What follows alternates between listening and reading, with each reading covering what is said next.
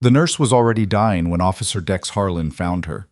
Blood soaked through her torn scrubs, pooled black against the asphalt, and her fingers were pressed against her own side like she already knew exactly where the bullet had gone. The SUV above her had rolled twice. He could see the skid marks stretching 40 feet back through the guardrail. She should have been unconscious. She wasn't. When he dropped to his knees beside her, she grabbed his wrist with a grip that didn't belong to a dying woman, pulled him close, and said 4 words that changed everything he thought he understood about that night. Don't let them take me. If this story has you hooked already, I need you to do something right now. Hit that subscribe button and follow this story all the way to the end. Give it a like and drop a comment telling me what city or country you're watching from. I want to see exactly how far this story travels. Now let's get into it.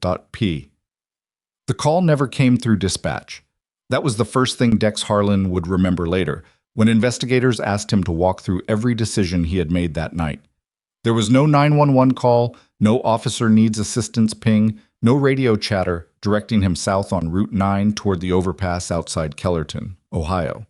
He had been driving home after a 14-hour shift, still in uniform because he hadn't bothered stopping at the precinct to change, and he had taken Route 9 because the highway was backed up, and he was tired enough that the idea of sitting in traffic felt physically unbearable. He almost missed it. The SUV had gone through the guardrail at an angle that sent it rolling off the embankment and partially back onto the shoulder, which meant it wasn't visible from the road until you were almost past it. Dex caught the reflection of his headlights off crumpled metal, hit the brakes hard enough to lock up for half a second, and pulled over onto the gravel. He had his flashlight out before the engine died. The vehicle was a dark gray Expedition, newer model, and it had taken serious damage. The roof was partially crushed on the driver's side, both airbags deployed, and the front axle had snapped on impact. The smell hit him as he came around the hood, gasoline, already pooling from a ruptured line, and underneath it something copper-sharp that he recognized from 2 years of working accident scenes. She was wedged under the passenger side, half beneath the frame, her legs still inside the vehicle, and her upper body on the asphalt. His flashlight caught her scrubs first, pale blue, standard hospital issue, torn across the left side where something had cut through them. Then he saw the blood. "Hey." He dropped to a knee. "Hey, can you hear me?" Her eyes opened. That surprised him. He had been bracing for unresponsive, for that particular stillness that meant he was already too late. But her eyes opened and they were sharp, tracking him, which was the other surprise. People in shock didn't usually track. "How many in the vehicle?" he asked. "Just me." Her voice was hoarse, but she was articulating clearly. "Left side, under the ribs." He swept the flashlight down and confirmed what the blood pattern had already suggested. Entry wound, no exit visible from this angle, and she had been pressing her own palm against it. The pressure was keeping her alive. The moment he moved her hand, that changed. "I'm calling EMS right now," he said, reaching for his radio. "Don't." She grabbed his wrist. The grip was too strong. "Listen to me. There are people coming. They were behind me on the road, and they will present as federal law enforcement, and they will ask you to step aside. Do not step aside." Dex looked at her. "Ma'am, my name is Nora Vass. I'm a registered nurse at Kellerton General Hospital. I've been shot, and the men who shot me are going to be here in approximately 4 minutes." He stared at her for 1 full second. Then he called it in. Officer requesting EMS, Route 9 South, single victim, gunshot wound. And while the dispatcher confirmed the response, he swept the road in both directions with his flashlight. Nothing yet. But the gasoline smell was getting stronger. "We need to get you away from the vehicle," he said. "I know." She was already trying to move, which was exactly the wrong instinct. But he caught her shoulders and managed the process. Slow, controlled, keeping her hand pressed against the wound and moving her sideways along the asphalt until they were 20 feet clear of the Expedition. She grunted once, a sharp involuntary sound, and then went quiet. That was also the wrong sign. People fighting pain went quiet when the pain became something else. "Stay with me," he said. She almost smiled. "That's my line." He stripped his jacket off and pressed it against her side, adding his own weight to hers on the wound. She guided his hands without being asked, positioning his palm correctly, adjusting the angle of pressure. He noticed that and filed it away. "How long have you been shot?" he asked. "About 19 minutes. And you drove 7 miles, I know. She exhaled carefully. I needed to get past the county line before I stopped. Evidence jurisdiction. Dex had been a patrol officer for 3 years. He had worked under 2 different sheriffs, responded to 4 fatalities, and handled enough domestic calls to know when someone was constructing a story to avoid immediate questions. This wasn't that. This woman was bleeding through his jacket and talking about evidence jurisdiction with the focused calm of someone who had practiced managing crisis while injured. Headlights appeared to the north. That's them, she said. The vehicle was a black Suburban, moving fast, no plates visible at this distance. It slowed as it approached the overturned expedition, then pulled onto the shoulder 50 yards back. 2 men got out. They were dressed in civilian clothes, dark jackets, tactical pants, and they moved with the particular efficiency that came from either military training or very expensive private security. One went to the wrecked vehicle. The other came directly toward Dex. Officer. The man had his hands visible, which was the smart play. He stopped at a respectful distance and produced a credential wallet. Agent Carver, Department of Homeland Security. We've been tracking this vehicle. We'll take it from here. Dex looked at the badge. The format was right. The photo matched. The credential number was embossed correctly. He had no way to verify it in the next 30 seconds, and he knew the man knew that. EMS is already inbound, Dex said. The victim stays until medical personnel clear her. The victim is a material witness in a federal investigation, and we're authorized to... She's a gunshot victim. Dex kept his voice even. I'm not releasing her to anyone until she's medically stable. That's not negotiable. The man named Carver studied him for a moment. His expression didn't change, which was its own kind of information. Frustrated people showed frustration. This man was recalculating. We're going to need your badge number, Carver said. 471, write it down. The ambulance arrived 6 minutes later, which was fast for that stretch of Route 9, and when the paramedics loaded Nora onto the gurney, she was still conscious, still pressing against the wound, still watching Carver's position the way someone watched a door they weren't sure was locked. Dex rode with her. He told himself it was procedure. Officer accompaniment for gunshot victims was standard, and he mostly believed it. Kellerton General Hospital's emergency department was the kind of facility that had been built for a larger city and then slowly downsized over a decade of budget cuts, leaving a space that felt too big for its current staff. The trauma bay was functional, the equipment was dated but operational, and by 2 a.m, the waiting room held exactly 4 people, none of whom looked up when Dex and the paramedics came through the doors. The attending physician was a heavy-set man named Dr. Price, who had the particular tiredness of someone who had been passed over for department chief twice and had stopped expecting things to improve. He looked at Nora the way he probably looked at most our rivals, with a competence that had calcified into routine, and directed his team through the initial assessment without urgency. Nora was stable. The bullet had missed the liver by less than a centimeter, which the surgical resident called lucky, and which Nora, still conscious on the table, called manageable. She was going into surgery within the hour. Dex waited in the hallway outside the trauma bay, drinking bad coffee and watching the nursing station. That was where he first saw the problem. A woman in administrative dress, heels, blazer, the kind of lanyard that indicated management rather than clinical staff, was speaking quietly with Dr. Price near the nurses' station. She was holding a tablet, and she was clearly unhappy. Her name, Dex learned later, was Judith Crane, Director of Clinical Operations. She had been called in at 2 a.m, which meant someone had called her before the ambulance had even arrived. He watched Crane cross to the trauma bay, looked through the window at Nora on the table, and then take out her phone. The surgery took 90 minutes. Nora came out stable, was moved to a recovery room on the 3rd floor, and was conscious again by 6 a.m. Dex had dozed in a waiting room chair and woken up with a stiff neck and the distinct sense that the hospital had gotten quieter, in a way that didn't feel like natural early morning quiet. He went up to her room. She was awake, which he had expected. She looked worse than she had at the scene, which was how surgery worked. The body's response to being opened and repaired read as damage before it read as recovery. But her eyes were the same. They called someone, she said, before he could speak. Who did? Hospital administration. Someone here made a call last night after I came in. She shifted carefully, avoiding the drain tube. I need you to understand something, Officer Harlan. What I'm about to tell you is going to sound like the kind of thing a paranoid person says after being shot. I need you to suspend that instinct for about 5 minutes. He sat down in the chair beside the bed. Go ahead. I've been a nurse at this hospital for 14 months. Before that, I was a United States Army Special Operations medic attached to a classified recovery unit operating primarily in Central Asia and the Horn of Africa. My unit was designated MSRT-7. We were officially decommissioned 18 months ago following an operation in which 5 members of my team were killed, and the incident was classified above my clearance level. I was given a medical separation and a non-disclosure agreement. Dex waited.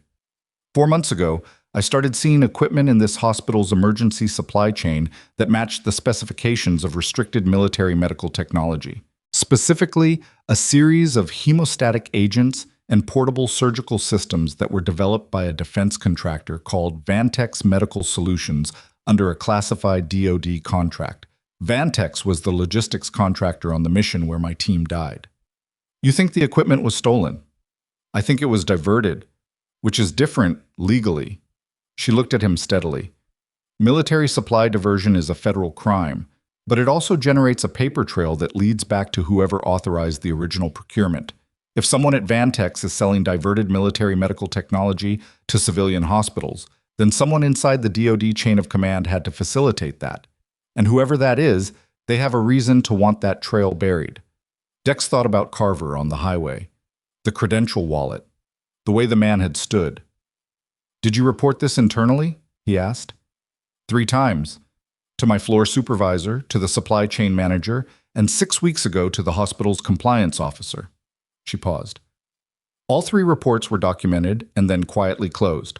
I was told the equipment had been sourced through a legitimate third-party medical supplier. I was told I was confusing civilian equipment with military-grade specifications. Last month, I was put on a performance improvement plan. For what? For, and I'm quoting directly, disrupting departmental cohesion through repeated unsubstantiated allegations. 14 months of clean performance reviews and then a PIP within 2 weeks of my 3rd report. She exhaled. Someone in hospital administration is connected to Vantex. I don't know how yet, but I had started building documentation, and apparently I got close enough to something that they escalated. The men on the highway. I don't think they were actually federal agents. The DHS credential format changed 8 months ago. The wallet Carver showed you had the old format. She saw his expression. I spent a year verifying identification documents in environments where a wrong call got people killed. I noticed credential formats. Dex stood up and walked to the window. The sun was coming up over the eastern edge of Kellerton, which from the 3rd floor looked like a faint orange line between the rooftops and the clouds. He thought about what she had told him and arranged it the way he arranged evidence. What was verifiable? What was inference? What was speculation? The credential format detail was verifiable. He could check that. The performance improvement plan was a matter of record. The supply chain allegations were harder. He turned around. Do you have the documentation you were building? Most of it. She didn't elaborate on where. He had just opened his mouth to ask the follow-up question when the door opened and Judith Crane walked in. Crane didn't look at Dex. She went directly to the foot of Nora's bed and stood there with her tablet under her arm and an expression that managed to combine professional concern with something that was not quite contempt, but aimed in that direction. Ms. Vass, she said, I'm glad you're recovering. I wanted to speak with you this morning before the day shift begins. This isn't a great time, Nora said. I'll be brief. Crane set the tablet on the bed rail. There are some concerns about your admission last night. It's been flagged that you were transported with an unauthorized medical kit containing restricted pharmaceutical agents, including a hemostatic compound that isn't on our approved formulary. Carrying those materials off-site is a violation of hospital policy and potentially a regulatory violation depending on how those compounds were acquired. The room was very quiet. I was shot, Nora said. Yes, and we're glad you're going to be okay. Crane's voice didn't shift. But the policy concerns exist separately from your medical situation. Pending review, you're on suspension effective immediately. Your access credentials have been deactivated. Dex said, She's recovering from surgery. Crane looked at him for the first time. And you are? Officer Harlan, Kellerton PD. I responded to the accident scene last night. Officer Harlan, this is a hospital administrative matter. If you have law enforcement concerns about Ms. Vass, I'd encourage you to speak with our security department. She picked up her tablet. Ms. Vass, HR will be in contact about the formal review process. For now, I'd suggest resting. She left. Nora stared at the ceiling for about 4 seconds. That was faster than I expected, she said. The suspension. The suspension while I'm still bleeding from a gunshot wound, yes. That requires either genuine panic or someone giving a direct instruction. Dex crossed back to the chair. He was tired in a way that the bad coffee hadn't touched, but there was something underneath the exhaustion that he recognized. The particular alertness that showed up when a situation stopped being routine and became something else. He had felt it twice before. Once at a domestic call that had turned into a hostage situation. Once at a traffic stop that had turned into a pursuit that had turned into a crash. It was the feeling of having already stepped past the point where walking away was a neutral decision. Tell me about the hemostatic compound, he said. It's called Rapid Seal 7, developed under DoD contract in 2019, deployed operationally in 2021, and technically not approved for civilian medical use in the United States. I've been carrying it since I left the Army because it is substantially more effective than anything on the civilian market for penetrating abdominal wounds, and because I've used it on people who are going to die without it. She looked at him evenly. Last night it was used on me. I applied it to my own wound before I started driving. That's why I survived 7 miles with a bullet in my side. And it's in the hospital's supply chain, in a formulation that has been slightly modified to avoid direct specification matching. But the mechanism is identical. She paused. I have the spectral analysis. That's part of the documentation. Dex's phone buzzed. He looked at it, a text from his sergeant asking where he was. And then he looked at Nora. I need to make some calls, he said. Don't go anywhere obvious. She looked down at the IV in her arm and the drain tube in her side. Noted. He spent an hour in the parking garage making calls he didn't want to make inside the hospital. The first was to his sergeant, who was annoyed and then significantly more annoyed when Dex explained the outline of the situation.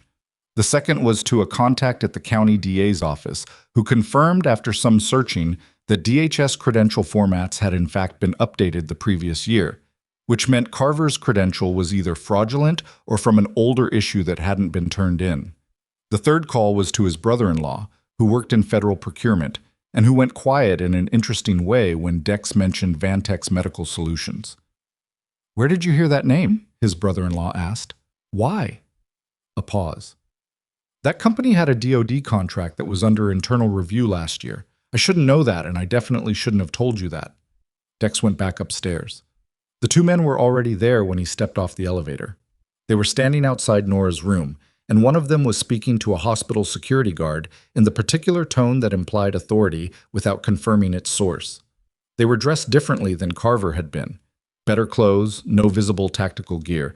But something about the way they stood was identical. The security guard was nodding. Dex walked toward them at a normal pace. Can I help you? The nearer man turned. He had a credential wallet ready, which meant he had seen Dex coming. Agents Morrow and Steele, Federal Bureau of Investigation. We're here to speak with Nora Vass in connection with an ongoing federal investigation. What field office? Dex asked. A brief pause. Columbus. Great. Dex pulled out his phone. I'll just confirm with Columbus directly before you go in. Standard procedure for active cases. The man's expression didn't change, but something around his eyes did. That's not necessary. It really is. Dex kept the phone up. Bureau's main switchboard will connect me to the Columbus field office, and we can get a case number on record. Whole thing takes about 3 minutes. Agent Morrow, if that was his actual name, looked at his partner. The security guard was watching all of them with the expression of someone who had realized that the situation had changed categories. We'll come back, Morrow said. They left through the stairwell, not the elevator. Dex watched the stairwell door close and then turned to the security guard. Lock this floor down. No visitors to room 318 without my direct authorization. I don't think I can. Then call your supervisor and get authorization. Right now. He went back to Nora's room. She was sitting up, which she hadn't been before, and she had removed the drain tube, which was going to make the surgical resident unhappy, but which was also clearly intentional. You heard, he said. I heard. She was already pulling the IV out, pressing a fold of her hospital gown against the insertion point. We need to move. Not out of the hospital. That's what they're expecting. Down. Down where? Basement level has an old blood bank storage area that's been decommissioned. The lock hardware hasn't been updated since 2017. She swung her legs over the side of the bed, and whatever it cost her to do that, she kept it off her face. I need you to get me a staff ID badge from somewhere. Anyone's. Dex stared at her. You've thought about this. I've thought about a lot of contingencies. She stood, steadied herself with a hand on the bed rail, and then let go. Her color was bad. Her posture was controlled. Are you going to help me, or are you going to try to convince me to get back in bed? He thought about his sergeant. He thought about Morrow and the stairwell door. He thought about a credential wallet with the wrong format and a contact in federal procurement who had gone quiet at the mention of a company name. I know where the staff locker room is, he said. Give me 4 minutes. She nodded once, and that was the whole of it.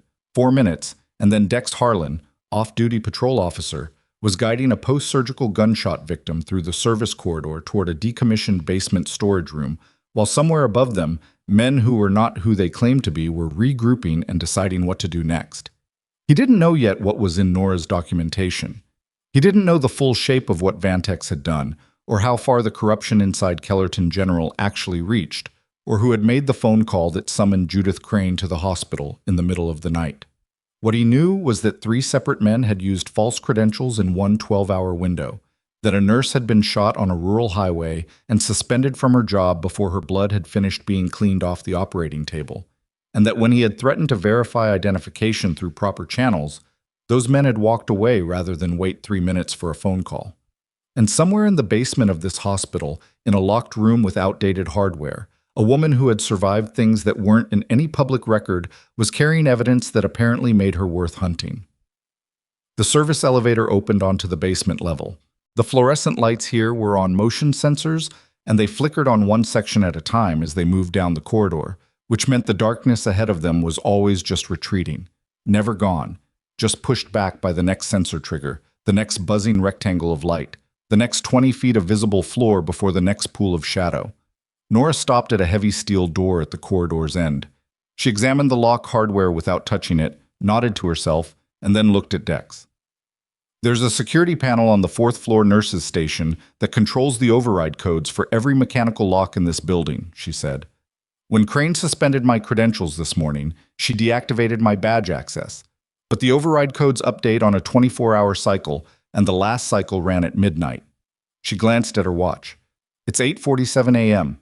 The code that was active when my credentials were suspended is still the active code. It won't rotate for another 15 hours. Dex watched her key in a 6-digit sequence from memory. The lock disengaged. Inside, the storage room was cold and dark and smelled like old metal and disinfectant. Banks of refrigeration units lined the walls, all of them powered down, their indicator lights dark. Against the far wall, behind a row of empty storage racks, was a ventilation access panel that was slightly misaligned with its frame. Nora crossed to it directly. Behind the panel, in the ductwork, was a waterproof document case, a compact hard drive, and a burner phone in a sealed plastic bag. Dex looked at all of it. How long has that been there? 6 weeks. She was already opening the document case. Since my second report was closed and I realized I needed a contingency that didn't involve institutional channels, she handed him a thick sheaf of printed documents, supply chain manifests, procurement invoices, spectral analysis reports, internal communications. And he stood there in a cold, decommissioned blood bank in the basement of Kellerton General and read the first 3 pages while she connected the hard drive to the burner phone. The paperwork was dense and specific, the kind of documentation that was either completely fabricated or the product of months of meticulous record-keeping. It had dates, lot numbers, vendor codes, DEA registration data. It had a communication thread between a supply chain manager named Gould and an external contact whose email domain resolved to a subsidiary of Vantex Medical Solutions. It had a financial record showing a series of payments from that subsidiary to a consulting LLC registered in Delaware. He looked up. The LLC is owned by a family member of the hospital's CFO. She didn't look up from the phone. I found that 6 days ago. That's what accelerated the timeline. Before he could respond, the burner phone connected to a signal, and she typed in a sequence he couldn't see from his angle. The screen loaded, and she read whatever came back. Her expression didn't change, but she went very still in a way that was different from her normal stillness. "What?" he said. She turned the phone toward him. On the screen was a message from a contact saved as actual. No name, just the word. And the message read, "They flagged the transmission. System access compromised. Sit tight. We'll have eyes on your location within 2 hours." Dex looked at the message. Then he looked at the door they had come through. "Who is actual?" he asked. Nora took the phone back. She was quiet for a long moment, long enough that he heard the ventilation system cycling air through the ductwork above them, the distant hum of the building's mechanical systems, the faint sound of his own pulse. "Someone who knew me before I was a nurse," she said finally. Then the lights in the corridor outside went dark, all of them, simultaneously. And somewhere above them on the floor, a door opened. The lights came back 30 seconds later. Not all of them, just the emergency strips along the base of the corridor walls, casting the hallway in a dim amber that made everything look older than it was. Nora was already moving before the glow stabilized, pushing the ventilation panel back into alignment and stepping away from the storage rack with the burner phone in her pocket and the document case pressed flat against her side under her borrowed scrub top. "They cut the floor circuit," she said quietly. "Not the building, specific to this corridor." "How do you know that?" "Because we still have power in here." She pointed at the single emergency light blinking above the steel door. "If they'd cut the main, we'd be completely dark." This was targeted. Dex moved to the door and pressed his ear against it. He heard footsteps, 2 sets, unhurried, coming from the direction of the service elevator. Not running. That was deliberate. People who moved slowly in the dark were either lost or they knew exactly where they were going and weren't worried about the person they were looking for getting away. "They're not trying to find us," he said. "They're hurting us." Nora looked at the ventilation panel, then at the door, then at him. She was doing the math in real time, and he could see it. The slight tension across her forehead, the way her eyes moved without her head moving, a kind of tactical calculation that had nothing to do with nursing. "Side door," she said. "Second junction left. It opens into the boiler access corridor, and from there, you can reach the ambulance bay without going through the main building." That's a lot of institutional knowledge for someone who works on the 3rd floor. "I walked every non-clinical corridor in this building during my first 2 weeks here." She said it without apology. Old habit. The footsteps were closer now. Dex drew his sidearm. He was still in uniform, still carrying, technically still off duty. But the distinction had stopped mattering around the time the corridor lights went dark, and he moved to the junction she had described. Left turn. The secondary corridor was narrower, the ceiling lower, and it smelled like rust and standing water and the particular staleness of infrastructure that hadn't been opened regularly in years. But the door she had promised was there, a metal fire door with a push bar, surface-mounted hinges, and a small wired glass window that showed the ambient gray of early morning on the other side. He pushed it open slowly. The hinge protested, a low grinding sound that seemed enormous in the quiet, but the corridor behind them had gone still. Either the footsteps had stopped, or they'd moved to a different approach. Dex couldn't tell which, and not knowing was the kind of thing that made the back of his neck feel wrong. They came out into the boiler access corridor. The ambulance bay was visible at the far end through a chain-link partition. 3 ambulances, 2 EMTs doing equipment checks on the nearest one. Ordinary morning activity that looked almost surreal against the last 40 minutes. Dex holstered the weapon before they got close enough for the EMTs to see it. One of the EMTs looked up. "You're not supposed to be in here through that door." "I know," Dex said. "Patient transport situation. We need a moment." The EMT frowned but turned back to his checklist, the way most people did when a uniformed officer gave them a short explanation in a confident tone. Dex filed that reflex away without feeling good about using it. Nora stopped near the bay entrance and leaned against the concrete wall. Her color was worse than it had been upstairs. The walk from the storage room, not long, not fast, had cost her something, and the borrowed scrub top had a small dark patch spreading near the lower left that meant the incision was weeping. "You need to go back upstairs," he said. "I need about 3 minutes." She pressed her forearm against the incision site without looking at it, the way someone managed a familiar problem. "The transmission I sent from the burner, Actual needs to know we moved. If I don't send a follow-up in the next 15 minutes, the protocol defaults to emergency escalation. What does that mean? It means people start making phone calls that wake up very senior people who are very hard to unwake. She looked at him, which might become necessary eventually, but right now I'd prefer to control the pace. He wanted to ask again who Actual was. He looked at the spreading patch near her incision instead. You need a dressing on that. I know.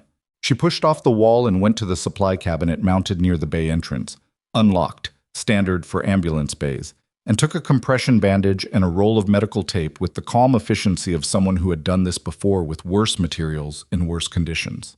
She dressed the incision herself, one-handed for the sections she couldn't reach, and Dex helped without being asked because she clearly wasn't going to ask. Tell me about Vantex, he said while he was taping the final edge. She held still. The contract was for a series of portable surgical intervention systems, trauma kits essentially, but scaled for field deployment with capability well beyond civilian emergency medicine. The hemostatic compound I've been carrying is one component. There are others. Injectable coagulants, field deployable suture systems, a portable atmospheric pressure device for tension pneumothorax management. Dex recognized two of those terms from his EMT certification, which he'd let lapse 2 years ago. The third was beyond him. Chest decompression, she clarified, without condescension. The civilian version requires a needle and a certain amount of skill. Vantex's system simplified it to something almost anyone could deploy correctly, which made it extremely valuable and also extremely restricted because the DoD didn't want field-expedient surgical technology showing up in contexts they didn't control. But it did show up. In modified form. Changed enough that a casual inspection wouldn't flag it, but functionally identical. She smoothed the tape's edge. The spectral analysis I ran confirmed the modification pattern. Whoever reformulated it knew exactly what they were doing, which means either a Vantex engineer or someone with access to the original technical specifications. Dex looked at the documents folded under her arm, and the money trail points to the hospital's CFO. To his wife's brother's LLC, which received 7 payments between 14 and 4 months ago, totaling approximately $340,000. Not huge by supply diversion standards, but consistent with a facilitator fee rather than a primary cut. She paused. The primary cut goes somewhere I haven't fully traced yet. He absorbed that. A facilitator. Which meant there was someone above the CFO's relative, someone taking a larger piece of the diverted supply chain, someone who had enough reach to send men with fake federal credentials to a rural highway and make a hospital administrator move against a suspended nurse before her surgical drain had been removed. The EMT nearest to them finished his checklist and moved the ambulance out. The bay was briefly quieter. The message from Actual, Dex said. It said they'd have eyes on your location in 2 hours. That was, he checked his watch, about 40 minutes ago. Yes. So approximately 80 minutes from now, someone who knew you before you were a nurse is going to show up at Kellerton General. Or have a representative here, depends on geography. Dex thought about that. He thought about black helicopters, because Nora had mentioned in the car on the way to the hospital, or rather, the paramedic had mentioned, relaying something she'd said in transit, that she'd seen a helicopter before she lost control of the expedition. He'd assumed it was a news or medevac unit. He was revising that. I need to know who Actual is, he said. I'm not going further without that. She looked at him for a long moment. The ambulance bay's overhead lights were harsh and yellow, and in them she looked exactly as bad as she should look, pale, drawn, held together by compression bandage and controlled breathing and something that had very little to do with physical condition. Colonel Reed Masser, she said, my former commanding officer in MSR T7. He separated from active duty 8 months ago. He's been working, as far as I know, as a contractor for a DoD oversight committee. She paused. He's the one who taught me the contingency protocols I've been running, and he's the one who told me, when I called him after my first report was closed, that if I found what I thought I was finding, I should go dark and document everything and wait. Wait for what? For the right moment. Her jaw tightened slightly. I pushed the timeline. I started moving faster than I told him I would, and then someone found out I was moving and the timeline became irrelevant. Dex's radio crackled, his personal unit, which he hadn't turned off, because turning it off had seemed like a step he wasn't ready to take. His sergeant's voice clipped and irritated. "Harlan, I need a status call. Now." He stepped away from Nora and keyed the radio. "I'm at Kellerton General, Sergeant, still managing the situation from last night." "What situation? You're off shift." "The incident report from the highway accident? I've got 2 federal agents in my lobby right now asking about it." Dex kept his voice level. "What agency?" "DHS, they say." Badge looks right. "Sergeant, do me a favor. Ask them for a case number and tell them you're calling Columbus Field Office to cross-reference before you release any information, and watch their reaction." A pause. "Harlan, I know how that sounds. It sounds like you're telling me 2 federal agents might be fake. I'm telling you the credential format changed 8 months ago, and the last pair who presented DHS credentials to me used the old format. I can't confirm what you're looking at from here, but if they're legitimate, a call to verify takes 3 minutes, and they won't mind waiting." Another pause, longer. "Stand by." He turned back to Nora. She had the burner phone out and was typing. "Follow up to actual?" he asked. "Updated location?" "And a flag." She finished and pocketed the phone. "They need to know about the credential pattern. If Vantex is fielding people using false federal IDs in multiple locations simultaneously, that's a resource commitment that tells us something about how exposed they feel." "How exposed do they feel?" "Very." She looked up. "Which means we're running out of time before they stop trying to be subtle." That landed the way it was meant to. Dex's radio crackled again. Sergeant Baird's voice, tighter now. "Harlan." "They walked out when I mentioned verification. Left the building." "Copy that," Dex said. "You want to tell me what's actually going on?" "I need about 2 more hours, Sergeant. I'll have a full report after that." 2 hours. "If I don't hear from you, I'm sending units to your location." A pause. "And Harlan, whatever this is, be careful." Those 2 looked like they knew what they were doing. The radio went quiet. Dex clipped it back to his belt and looked at Nora. She had heard the whole exchange, and her expression was neutral in the specific way that meant she was processing something. "Your sergeant ran the bluff," she said. "He's a good cop. Most good cops don't run an institutional verification bluff on instinct." She studied him. "He trusted you." Dex didn't have anything useful to say to that. He looked at the ambulance bay entrance and thought about the next 80 minutes and what they needed to accomplish before Masser's contact arrived, whoever that turned out to be. They couldn't stay in the basement. The men who had cut the corridor lights would have worked out the fire door route by now, and the ambulance bay was too exposed. Going back to the 3rd floor meant re-entering the main building, which meant security cameras and Crane's administrative authority, and the possibility of running directly into whatever iteration of false credentials showed up next. "Is there anyone in this hospital you trust?" he asked. Nora didn't answer immediately. That itself was information. "There's a charge nurse on the 2nd floor, Pauline Merritt. She's worked here 11 years. She has nothing to do with supply chain, and she covered for me 3 months ago when I was 2 hours late to a shift because I was pulling procurement records after hours." She paused. "She didn't ask why I was late. She just covered." "That's not the same as trust." "No, but it's a start." They went back into the building through the main ambulance bay entrance rather than the boiler corridor, the direct route, the one with cameras, because hiding from the cameras at this point was a choice that would look worse in retrospect than simply walking through them as if they had somewhere to be. Dex kept his posture neutral and his pace steady and watched the corners. 2nd floor was quieter than 3rd. The morning shift had settled in, and the controlled chaos of 7 a.m. changeover had given way to the rhythmic activity of established rounds. Nora moved through the corridor with the particular ease of someone who had worked here long enough that the environment was automatic. "Turn left here. The linen cart is always outside room 214. The break room is occupied until 9:15.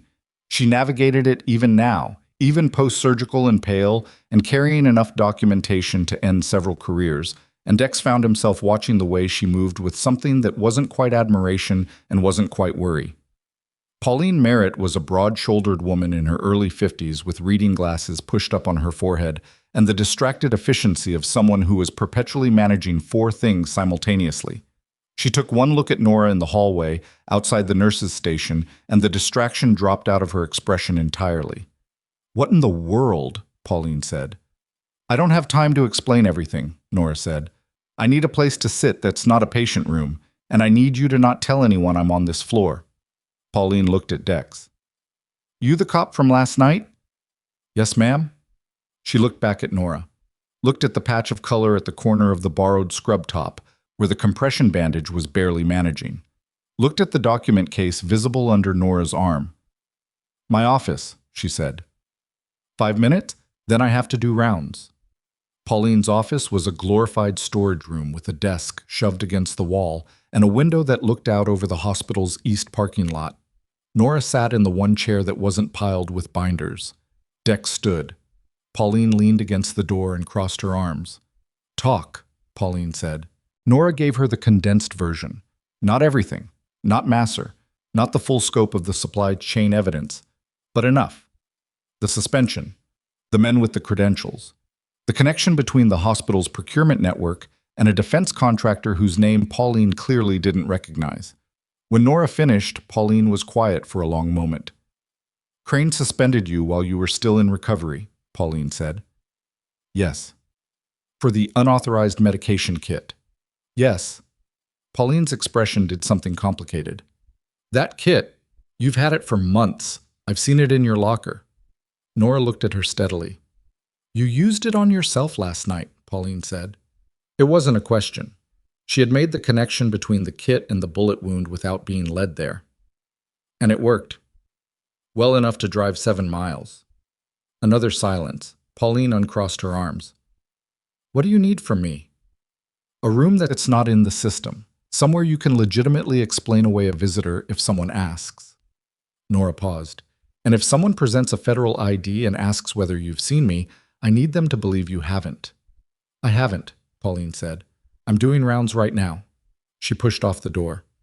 Room 209 is down as maintenance, cleaning issue. It's been empty 3 days. Housekeeping key is on the hook outside. Nobody's checking it until tomorrow. She looked at Dex. You carrying? Yes. Good. She pulled her glasses down from her forehead and put them on, which seemed to signal a return to operational mode. I've got patience. You didn't see me, I didn't see you. She opened the door and walked out, and within 4 seconds was speaking to a patient in a normal tone about their morning vitals. The entire conversation in the previous 3 minutes, apparently already filed somewhere she could access later, but that wasn't affecting her present functioning. Dex looked at Nora. You said she wasn't someone you'd trust. I said it wasn't the same as trust. Nora stood carefully. I was wrong about that. Room 209 was a standard double with both beds empty and an out-of-service, maintenance placard on the door that had been there long enough to accumulate a thin edge of dust on the top. Inside it smelled like floor cleaner and recycled air and the particular neutrality of a room that hadn't held a person in days. Nora sat on the nearer bed and spread the documents across the blanket in an order that clearly made sense to her, grouping them by date and vendor code, and Dex stood by the window watching the east parking lot. The lot was ordinary, visitors arriving for morning hours. A food delivery van at the service entrance, 2 employees in scrubs crossing to the staff entrance. Then a vehicle pulled into the lot that was not ordinary. A dark SUV, newer model, parked near the perimeter rather than in a marked space. 2 occupants visible. Neither of them moved to exit.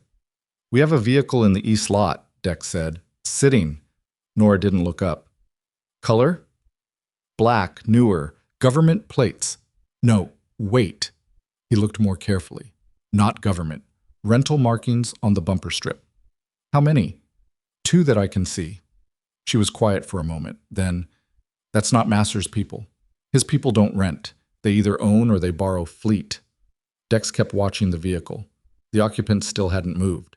How long until Masser's contact is here? She checked her phone. 40 minutes, assuming the update landed clean. 40 minutes. The black rental in the lot. The men somewhere above them who had cut a corridor's power circuit. The document case spread across a hospital bed in a room that wasn't in the system. Nora. He turned from the window. The evidence you have, is there enough to move on right now, without waiting? She looked at the documents. He could see her working through it, not hesitating, but doing the actual analysis, the way someone counted inventory before deciding if they had enough to open the store. Enough for an arrest warrant, Not enough for prosecution without a forensic accountant and a DOD records subpoena. She looked up. The supply chain records prove the product was diverted. The financial records prove money changed hands through the hospital side. What I don't have is the connection point, the person inside Vantex who authorized the reformulation and the sale. Without that, they burn the hospital side of the chain and the contractor walks. Where's that connection? It exists somewhere in the Vantex procurement database, which is a federal system which requires federal access to subpoena. She looked at him. Which is why I was waiting for Masser. He has the committee authority to request a DOD records freeze. Can he get that with what you have? She didn't answer right away. And in that pause, that specific pause, from a woman who calculated everything with high precision and didn't pause without reason, Dex understood something. She wasn't sure. She had been running this plan on the assumption that what she had would be sufficient, and she was now, in the compressed pressure of this morning, genuinely uncertain. It should be enough, she said finally. But I found the LLC connection 6 days ago and moved faster than I planned, which means I may have gaps I haven't identified yet. Before he could respond, the burner phone buzzed. She looked at it, read the message, and something happened in her expression that was subtle enough to almost miss. A brief tension that lived mostly in the muscles near her jaw, a rapid, controlled exhale. She held the phone toward him. The message from Actual read, "Team is 22 minutes out. But Vass, I need to tell you something before we get there. They know about the LLC. They moved this morning to dissolve the entity. You have a window of approximately 3 hours before those financial records are gone." Dex read it twice. Then he looked at Nora. 3 hours, he said. Yes. And your contact is 22 minutes out? Yes. So the plan depends on Masser's committee authority being able to freeze a corporate filing in 3 hours, with evidence you're not completely certain is sufficient. She looked at him with the particular steadiness of someone who didn't look away from problems. That's the plan, she said. The burner phone buzzed again. This time the message was 3 words. Check the lot. Dex turned back to the window. The black rental SUV was still there, but now a second vehicle had joined it, parked 2 rows behind, also perimeter, also not moving. And between the 2 vehicles, walking with the kind of deliberate pace that suggested she was being very careful about being seen with them, was Judith Crane. Crane didn't look up at the windows. That was the detail that mattered. Someone who was simply crossing a parking lot on legitimate hospital business would move with the distracted purpose of a person thinking about their next meeting. Crane moved with the careful nonchalance of someone who was actively managing how she appeared. Measured steps, phone in hand as a prop, head angled slightly down. She was performing casualness, which meant she knew she might be observed, which meant she knew there was someone to observe her. Dex stepped back from the window. She's coordinating with them. I know. Nora was already gathering the documents, moving with the focused efficiency that appeared whenever the physical cost of moving seemed to stop registering.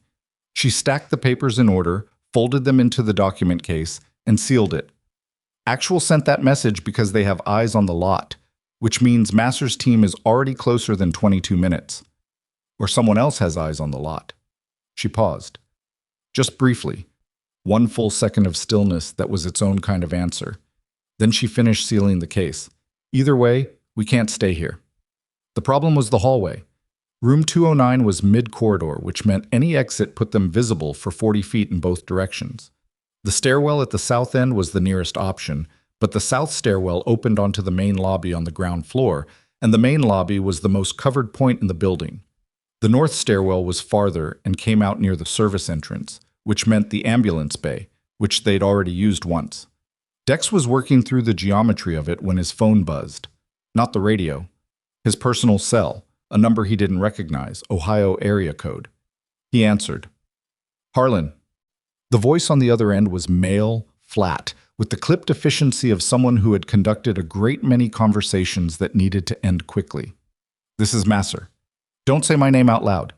Is she stable? Dex glanced at Nora. Relatively. She's been moving around post-surgery, which means she's either bleeding or about to be. Where are you in the building? 2nd floor, east side, room that's down for maintenance. Good.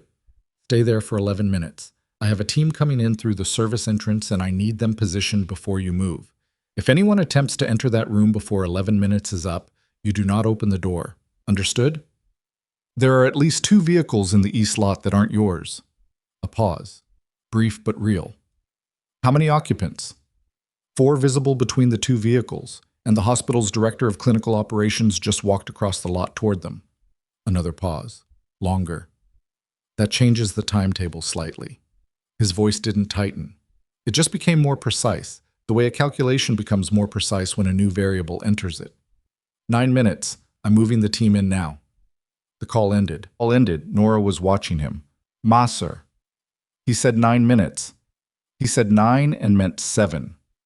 She sat back on the bed, which was the first time since the basement that she had allowed herself to simply stop, and the effort of stopping was visible in the way her shoulders dropped slightly.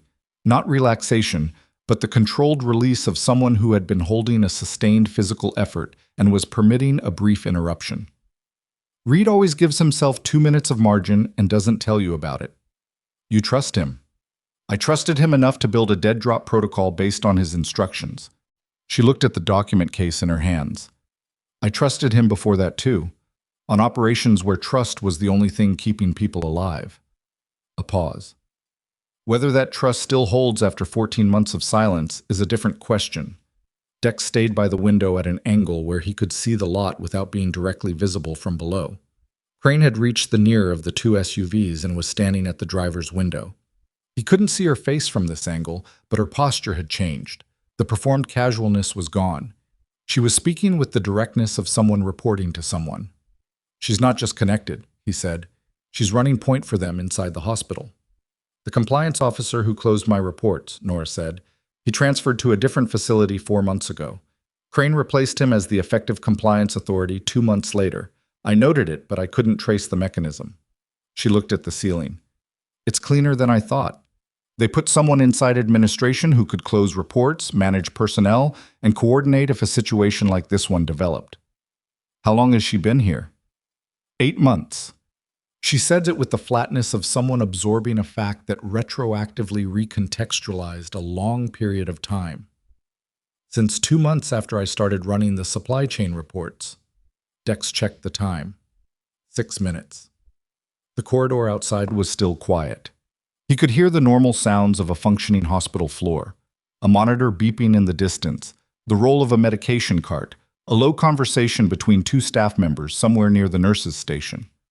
Normal. All of it normal, and underneath it the particular tension of a situation that was about to stop being manageable by a single off-duty officer and a post-surgical nurse with a document case. At the 4-minute mark, his phone buzzed again. A text from the same number. "East lot. They're moving." He looked out the window. Both SUVs were repositioning, not leaving, repositioning.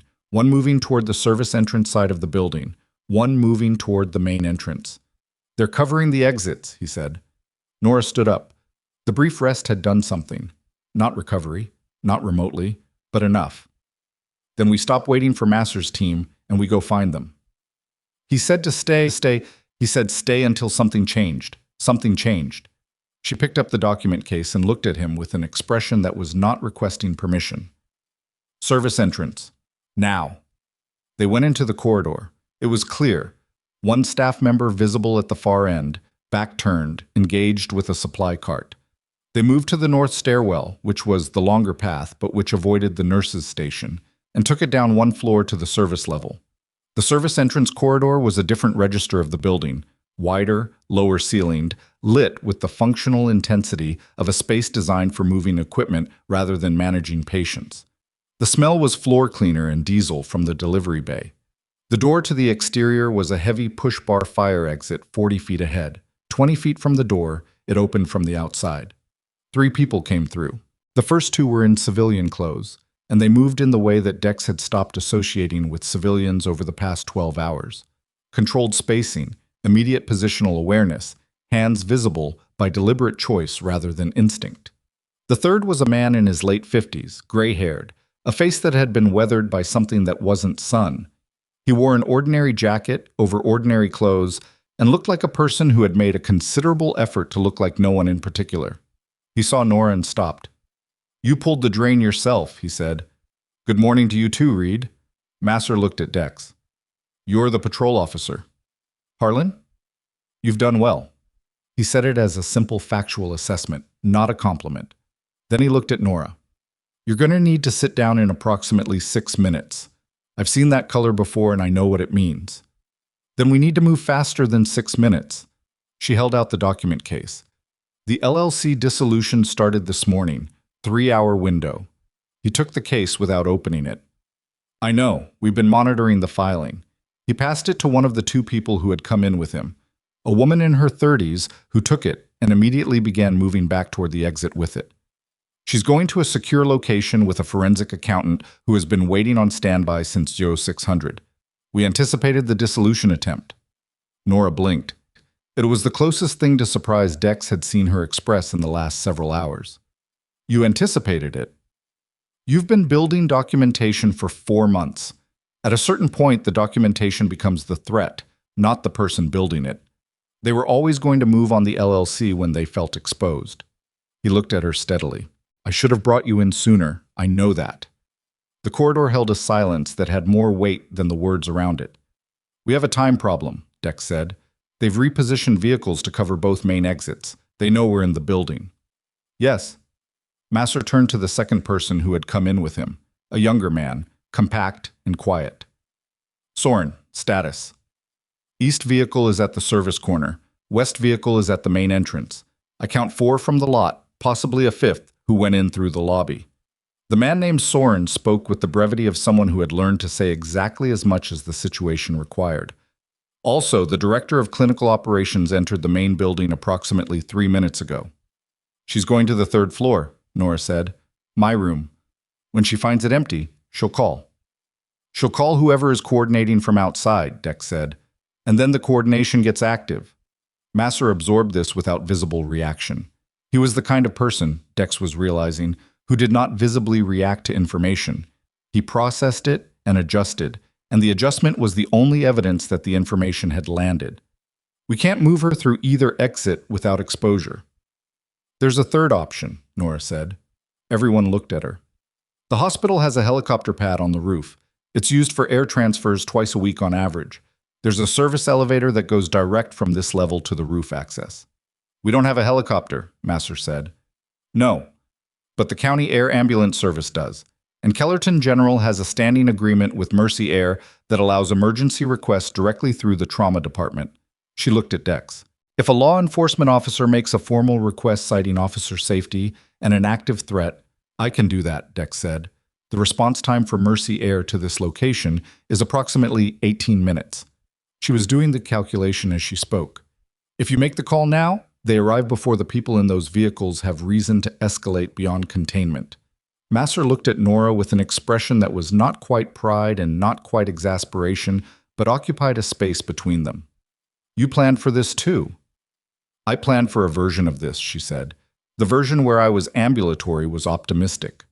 Dex was already on his phone.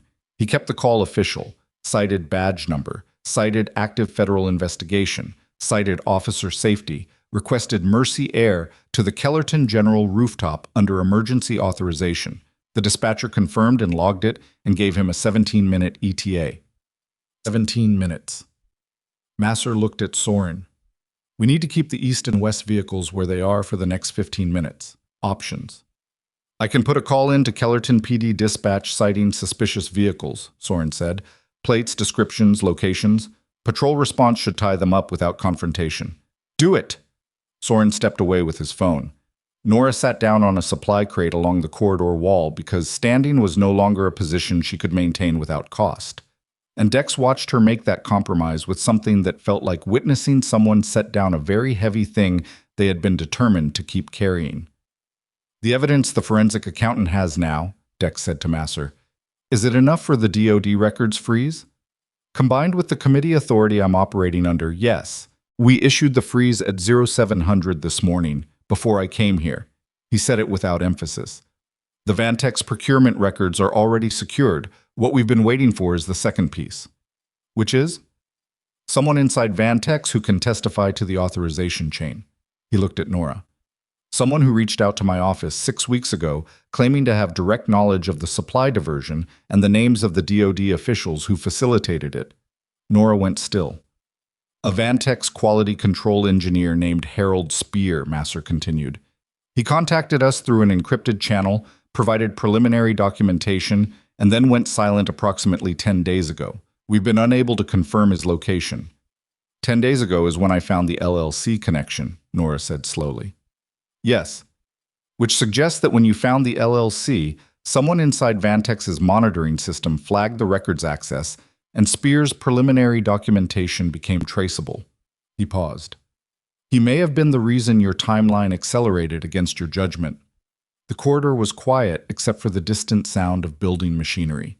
Dex thought about a quality control engineer who had reached out with information and then disappeared, and he thought about what disappeared meant in the context of a contractor willing to put armed men with false credentials on a rural highway. Is he alive? Dex asked. We don't know. Masser said it without softening, but his preliminary documentation included a name, the DoD official who authorized the supply diversion at the procurement level. If Spear is alive and we can get his full testimony, that name becomes a federal charge rather than an allegation. And if he's not, then we proceed with what we have, which is strong but not complete. A pause. It will be enough to dismantle Vantex's operation and prosecute the hospital side chain. The DoD official may survive with administrative censure rather than criminal charges. Nora said nothing. The implication was clear enough. Incomplete prosecution meant someone at the top of the authorization chain might avoid accountability, which meant the people directly responsible for her team's deaths might walk through a narrowed gap in the evidence. 12 minutes until Mercier. The service door opened again. Dex had his weapon up before he registered that it was Soren. Patrol unit responded to the east vehicle, Soren said. They're occupied. West vehicle is still at the main entrance. He paused. There's also a situation on the third floor. Nursing staff reported a disturbance outside room 318. Crane, Nora said. Possibly. The patrol unit inside the building is responding, but... Soren stopped, tilted his head slightly, the way someone did when receiving audio through an earpiece. His expression shifted in the specific way that expression shifted when information arrived that required immediate reassessment. What? Masser said. Spear, Soren said. He just made contact 20 minutes ago through the same encrypted channel. He's alive. He's in Kellerton. The corridor went very quiet. Where in Kellerton? Masser asked. He says he's been in the city for 4 days. He identified himself to a contact here this morning and asked for extraction. Soren looked at Nora. He identified himself as someone who had been following Nora Vass's documentation trail. He said, and this is his direct language, that he was waiting for her to move first so he knew the channel was still clean.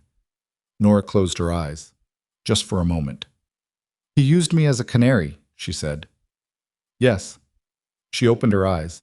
Her expression held the careful neutrality of someone processing a fact that had a complicated emotional weight. Used, yes. Instrumentalized, yes. And also the recognition that it had worked, that she was the reason Spear had stayed in position long enough to surface. Where is he now? She asked. He's requesting a meeting point. Soren looked at his phone. He says he has a hard copy of the authorization documents, physical records. Not digital, physical, which means they can't be remotely wiped. Masser looked at Nora. She looked at Dex. And Dex, who had pulled a dying woman from under a car at 2 a.m. because he'd taken the wrong road home, looked at both of them and understood that the situation had just fundamentally changed shape. The physical records Spear was carrying, if they were authentic, if they contained the authorization chain from the DoD official down through Vantex's procurement structure, would complete what Nora's digital evidence could not. The prosecution gap would close. The person at the top of the chain would no longer have a gap to walk through. But Spear was in Kellerton, which meant a meeting point, which meant exposure, which meant that Vantex's people, the same people covering the hospital's exits right now, would have the same window to intercept him that Masser had to extract him. They don't know he's surfaced, Dex said. Not yet, Soren said. But if they've been monitoring his communication patterns, the timestamp on his message this morning is traceable within... From somewhere above them, muffled by multiple floors and the building's structural mass, came a sound that took Dex exactly 1 second to identify. Not a shout, not an alarm. The sharp percussive crack of something breaking, a door, a lock, a piece of equipment, followed by a second sound that was lower and more resonant and that Dex recognized from the 2 times in his career he had been close enough to the wrong kind of situation to hear it clearly. Masser heard it too. That was a weapon discharge. 3rd floor, room 318 or somewhere close to it. And then the hospital's alarm system engaged. Not a fire alarm, but a different tone, a cycling triple beep that Dex had never heard in this building before. Nora's eyes went sharp. "That's the code gray," she said. "Security threat on the premises. Active." She was already standing, the post-surgical exhaustion overridden by something that was older and more fundamental than exhaustion. Someone just made this a different kind of situation. Masser had his phone to his ear. Soren was moving toward the stairwell access. Dex had his weapon out and was already processing. 3rd floor, weapon discharge, code gray, Crane last seen heading upstairs, the west vehicle at the main entrance that now had a reason to send people inside. "Spear," Nora said to Masser.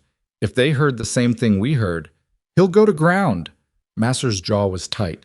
"Spear is not trained for this. If he panics—" The service door at the corridor's far end opened. Not Soren's entry point. The other end, the one that accessed the east side of the building. The one that should have been locked because it was adjacent to the vehicle Kellerton PD was currently occupying in the east lot. The man who came through was not a patrol officer. It was not Soren, not anyone from Masser's team. He was one of the 2 men who had come to Nora's hospital room that morning with FBI credentials that hadn't survived the request for a case number. He stopped when he saw Dex. Dex had his weapon up. The man was armed and his weapon was at his hip, which was a choice. The same calculated choice as holding credentials out too early, as moving too slowly in a dark corridor. A choice designed to manage the situation. "Officer," he said, "we're trying to protect your witness. There's been a shooting on the 3rd floor and we believe the subject—" "Hands where I can see them," Dex said. "I'm a federal agent and—" "Both hands. Now." The man put his hands up. His partner was still outside. Dex could see the door wasn't fully closed, could see the shadow of a second person through the gap. He didn't look away from the one in front of him. "Nora," he said, "don't move." But Nora wasn't moving. She was standing very still, looking at the man with his hands raised, and her expression had shifted into something Dex hadn't seen on her before. Not fear, not calculation, recognition. The specific kind that came from having seen something before in a different context and understanding exactly what that context meant. "That's not Morrow," she said. Slowly, like she was working out the shape of something while she spoke. "That's not the man who came to my room this morning." Dex didn't look away from the man. "What?"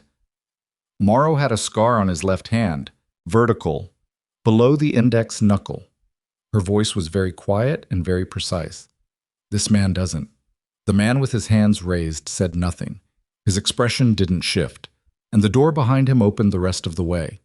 The second person was a woman Dex had never seen, in a jacket that was cut to conceal a weapon, and she was not looking at Dex. She was looking at Nora. And she had in her left hand a phone, screen out, showing what appeared to be a photograph. And even from across the corridor, Dex could see that the photograph was of Nora. "Masser," Nora said. Her voice had changed, dropped. The controlled calm of the past 12 hours had not broken, but something underneath it had shifted, like a floor that had been solid and then briefly wasn't. "Read. Tell me Spear's encrypted channel contact was verified before you responded to his message." A pause. 1 beat too long. "Read." Masser's voice was careful and tight. "The verification protocol was completed." "All 4 steps?" Another pause. Shorter than the first, but present. "The 4th step requires a hardware key that Spear was carrying at point of contact. We completed steps 1 through 3. Nora looked at the woman with the photograph. She looked at the man with his hands raised. She looked at the alarm cycling overhead.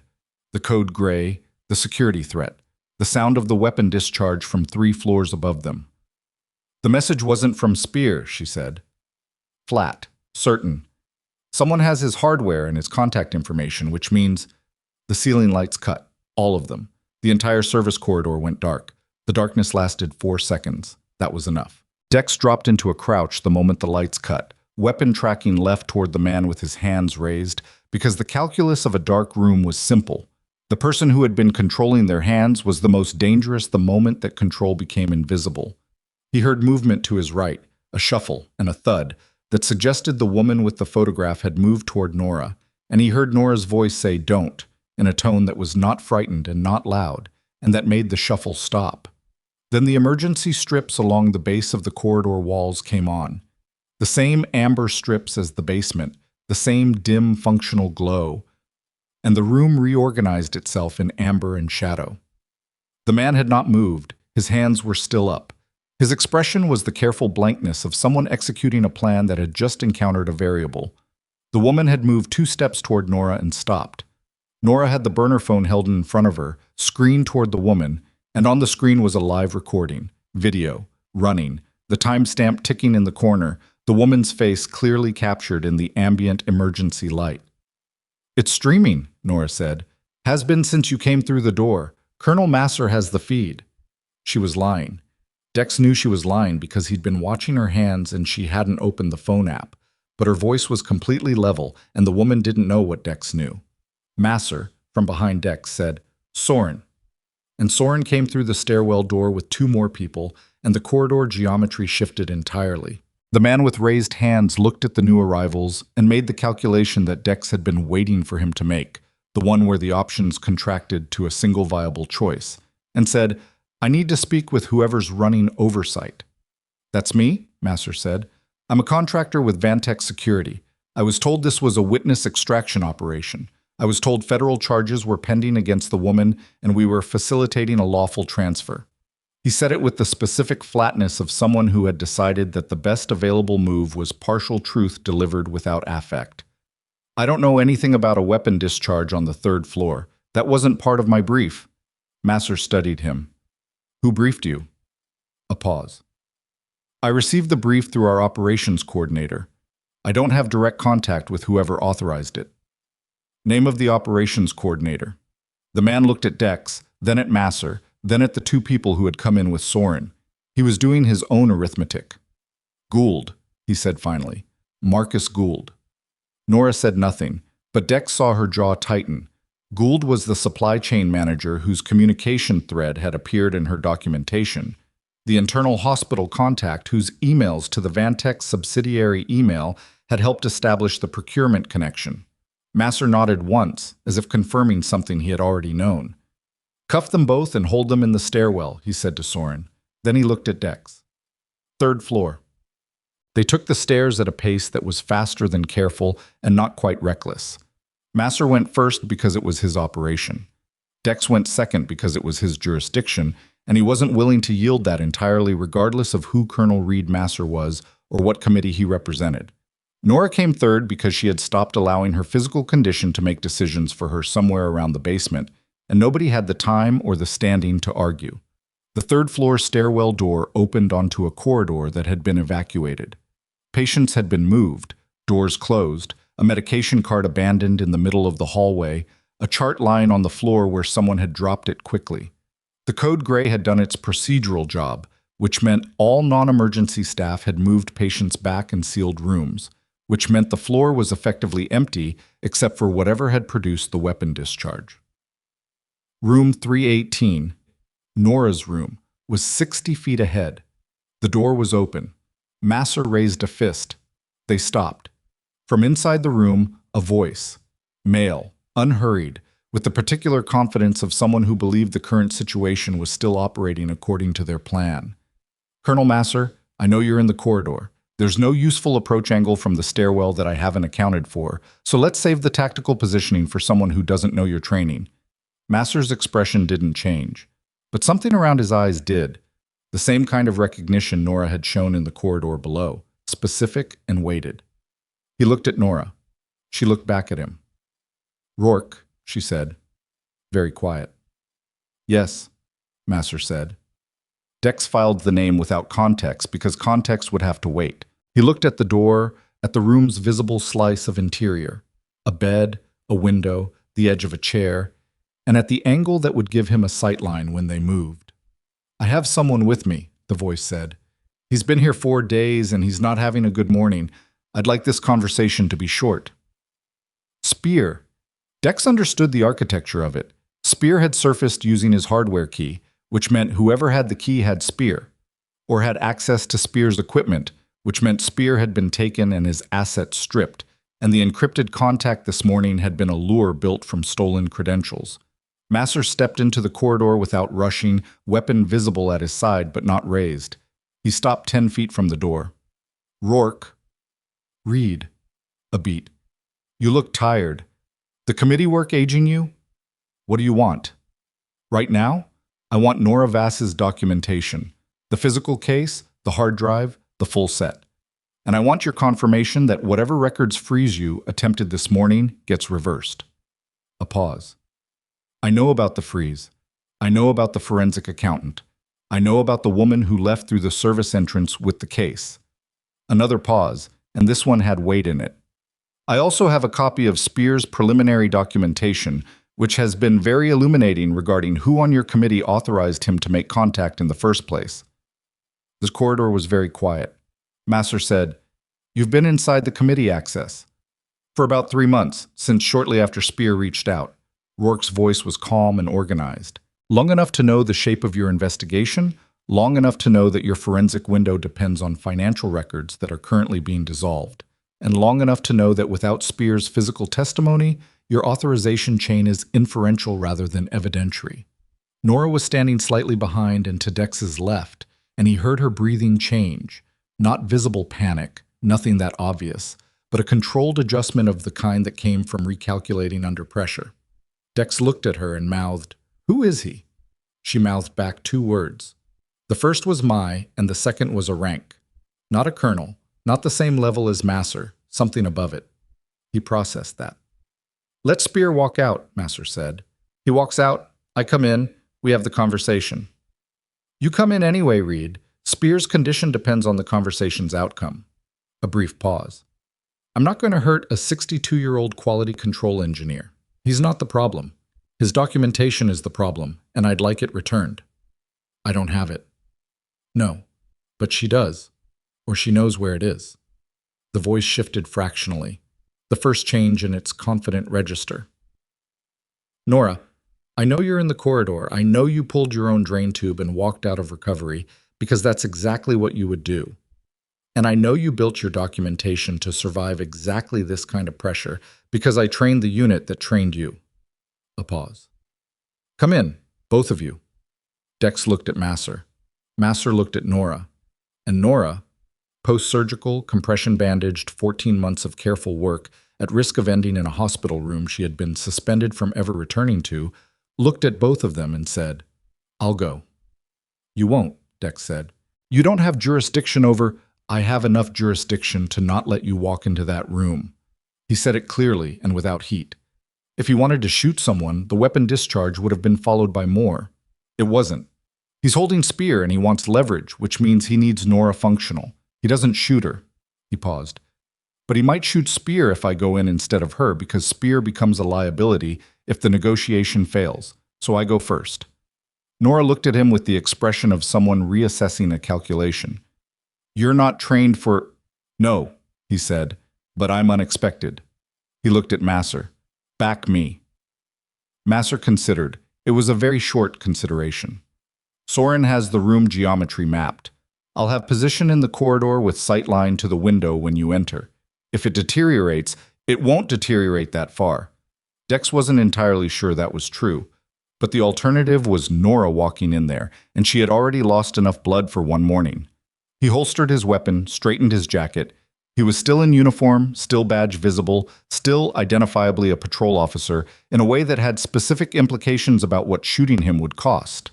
And he walked through the door of room 318 with his hands at his sides and his face doing the thing he'd learned to do on the worst domestic calls. Present a person rather than a threat, because people de-escalate and threats don't. The room was as he'd last seen it, except for 2 new details. The first was Harold Spear, a compact man in his early 60s sitting in the chair by the window with his wrists secured with what looked like zip ties, his color somewhere between frightened and exhausted. He had been held for 4 days, and it showed in the particular way prolonged stress settled into a person's face. Not bruised, not physically damaged, but hollowed out in a way that rest didn't quickly fix. The second detail was the man standing beside him. Dex had expected tactical dress, concealment, The visual grammar of someone who had spent their morning coordinating a corridor blackout and a third-floor containment. He had not expected a man in a suit, good suit, well-fitted, the kind worn by someone who operated at levels where the costume was power. Late 60s. Upright posture, the face of someone who had been given authority long enough that it had become structural. The weapon was visible but not raised, a sidearm held along his thigh, muzzle down, in the grip of someone who was accustomed to guns being tools rather than statements. "Officer," Rourke said. He sounded genuinely unsurprised, which meant he had known Dex was in the corridor and had accounted for the possibility. "You're a long way from a routine traffic stop." "I have a bad sense of direction." Dex looked at Spear. "You okay?" Spear looked at him with an expression that said he was processing the presence of a uniformed patrol officer in what had become a situation well beyond patrol officer scale. "I've been better," he said. "We'll have you out soon." He looked at Rourke. "You and I both know this ends the same way regardless of what happens in this room." The documentation exists in too many places now. The committee freeze is in place. The forensic accountant has records that are structured around Nora Vass's analytical framework, Rourke said, which means they reflect her interpretive choices rather than a neutral forensic standard. A competent defense attorney degrades that case significantly. He said it without emotion, the way someone laid out a legal analysis. "What I'm trying to prevent is a prosecution that implicates people who are operating under authorities that were, at the time, legitimate." "Legitimate," Dex said. "The original Vantex contract was legitimate. The classified components were authorized at the appropriate level. What became illegitimate was the secondary market, and that was not authorized at the highest levels." He paused. "There are people whose names appear in Spear's documentation who authorized the primary contract and nothing beyond it. If those names become public in the context of a fraud prosecution, the damage to ongoing classified operations is significant and the culpability is misattributed." Dex let that sit for a moment. It was the most coherent thing anyone had said in the last 12 hours, and it was coherent in the specific way of a person who had spent a long time justifying an action to themselves and had arrived at a version they could live with. "Who authorized the secondary market?" Dex asked. A pause. "Someone below the level I'm protecting." Rourke's voice remained even. "Someone who saw an opportunity in the structure that existed and exploited it. That person is already identified and will face consequences. What I'm asking is that the consequences stop there." "The soldiers who died." The room was quiet. "The MSRT-7 incident was a separate matter," Rourke said, "connected to the same contractor but not authorized by the same authority chain. The officer responsible for that operation made decisions that exceeded his orders." "And he's the one who showed up last night," Nora said. She was in the doorway. Dex hadn't heard her come in. Neither, from his expression, had Rourke. A single crack in the composed authority, quickly smoothed. "Nora," he said, "you just told him the officer responsible for MSRT-7 acted beyond his orders," she said. She walked into the room and she was not looking at Rourke's weapon. She was looking at his face. "Which means you know who it was. Which means you've known for 14 months, and you let me leave the Army with an NDA and a medical separation, and you knew the whole time whose call it was." Rourke said nothing. "Say the name," she said. "This isn't the setting. We're past settings." She stopped 6 feet from him. Her voice was not raised and it was not shaking. "You came here to contain documentation. You held Harold Spear for 4 days to use as leverage. You put men on a rural highway to intercept me before I reached anyone who could act on what I'd found. And the whole time you've known the name of the person who betrayed my unit, and you have been protecting it because it connects to the authorization chain you're trying to clean." She looked at him. "Say the name." The silence in the room had a particular quality, the kind that existed at the point where a situation completed its shape. Rourke looked at her. He looked at Dex. He looked at the door where Masser was visible in the corridor, and at Soren's position, and at the general geometry of a situation that had, in fact, contracted to exactly the set of outcomes he had been trying to prevent. He said a name, 2 words, rank and surname. Dex didn't recognize it. Nora closed her eyes for a second. 1 second, the contained reaction of someone who had known the answer was coming and still needed a moment when it arrived. Then she opened her eyes. "You'll put that in writing." "Nora, As part of any deal you negotiate with this committee, you will put that name in writing with the authorization chain, and it will be part of the federal record. Her voice was steady. Not a sealed exhibit, not a classified addendum. Part of the accessible federal record. Those soldiers were identified in a public incident report as having died in a training accident. Their families were told it was an accident. That record gets corrected. Rourke looked at her for a long moment. That's not my decision alone. Then make the call to whoever it belongs to. She looked at Spear and cut his hands free. Rourke didn't move immediately.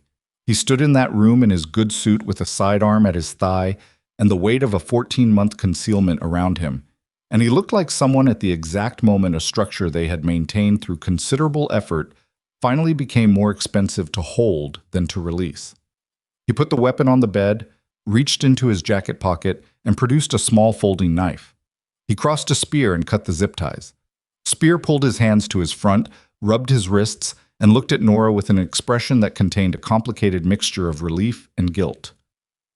"I'm sorry," he said, "for how I used you. The Canary Protocol. It was the safest channel I had, but I know what it cost you." "Give your testimony," she said. "That's enough." Masser came in. He looked at Rourke, and Rourke looked back at him with the particular expression of two people who had operated in proximity at high levels and were now on different sides of an outcome they had both, in different ways, been trying to control. "Read," Rourke said. "I need immunity terms before I say anything further on record. I don't have authority to offer immunity." "No, but the committee chair does, and she's been waiting for a reason to move on this for 6 months." Rourke looked at him steadily. "Tell her I'll give her the full authorization chain, the secondary market mechanism, the identity of the officer who ran MSRT-7's terminal operation, and the names of the 3 DoD officials who received payment for facilitating the diversion, in exchange for immunity on the containment actions." A pause. "The containment actions only. The hospital side prosecutes fully. Gould, the CFO connection, Crane, all of them." Masser took out his phone. "I'll make the call." He stepped out. Dex looked around the room, at Spear rubbing his wrists, at Rourke standing with the composed stillness of someone who had just placed a very large bet, at Nora, who was leaning against the wall near the window with the careful posture of someone managing a physical cost they had been refusing to acknowledge for several hours. He crossed to her. "How bad?" "Manageable." She didn't look at him. She was looking out the window at the east parking lot, where 2 police cruisers had arrived and one of the black SUVs was surrounded. "Nora." "The incision opened a little when we came up the stairs." She said it factually. "I need about 40 minutes with a surgical resident and I'll be fine." "You need more than 40 minutes." "I need 40 minutes and then I'll need several weeks, but the 40 minutes is the immediate item." She looked at him. Something in her expression had changed. The tactical composure was still there, but something underneath it had shifted, the way light changes when a storm moves off. "You went in first." "Yes." "You didn't have to do that." "I know." She was quiet. Outside, a 3rd police unit arrived in the lot. The ambulance bay doors were visible from this angle, and the Mercy Air helicopter was audible, distant, approaching, about 6 minutes out. It was no longer necessary for extraction, which meant it would serve as medical transport for a post-surgical patient who had spent the morning doing things post-surgical patients did not generally do. Dex thought about that. He thought about Route 9 and a wrong turn home, and the reflection of headlights off crumpled metal, and about a grip that didn't belong to a dying woman, and about 4 words that had recontextualized the following 14 hours. "Don't let them take me." He thought about Sergeant Baird, who was going to have a considerable number of questions. He thought about the incident report he was going to have to write, and how it would read to people who hadn't been there, and whether anyone reading it would understand how the thing had unfolded, not as a plan, but as a series of moments where the correct choice had been stubbornly, sometimes expensively, obvious. Masser came back in. "The chairs agreed to terms pending a preliminary debrief. Rourke, you're coming with me now." He looked at Spear. "You too. We have a secure location 20 minutes from here." He looked at Nora. "You're going to a hospital." "I'm in a hospital," she said. "A different hospital. One where the administration hasn't been spending the last year facilitating military supply diversion." He said it without judgment, but with the clarity of someone who had assessed the situation correctly. Mercier is 4 minutes out. I'll have a surgical team waiting at the receiving end. She nodded once. Masser looked at Dex. Officer Harlan, your cooperation with this operation is going to generate a federal commendation that I'll have filed by end of week. It will also generate approximately 40 hours of debriefing requests from people with more initials after their titles than you'll feel like dealing with. How many agencies? Dex asked. Currently 4, probably 5 by tomorrow. A beat. Welcome to the part of law enforcement where you spend more time talking than doing. He left with Rourke. Soren took Spear. The room emptied.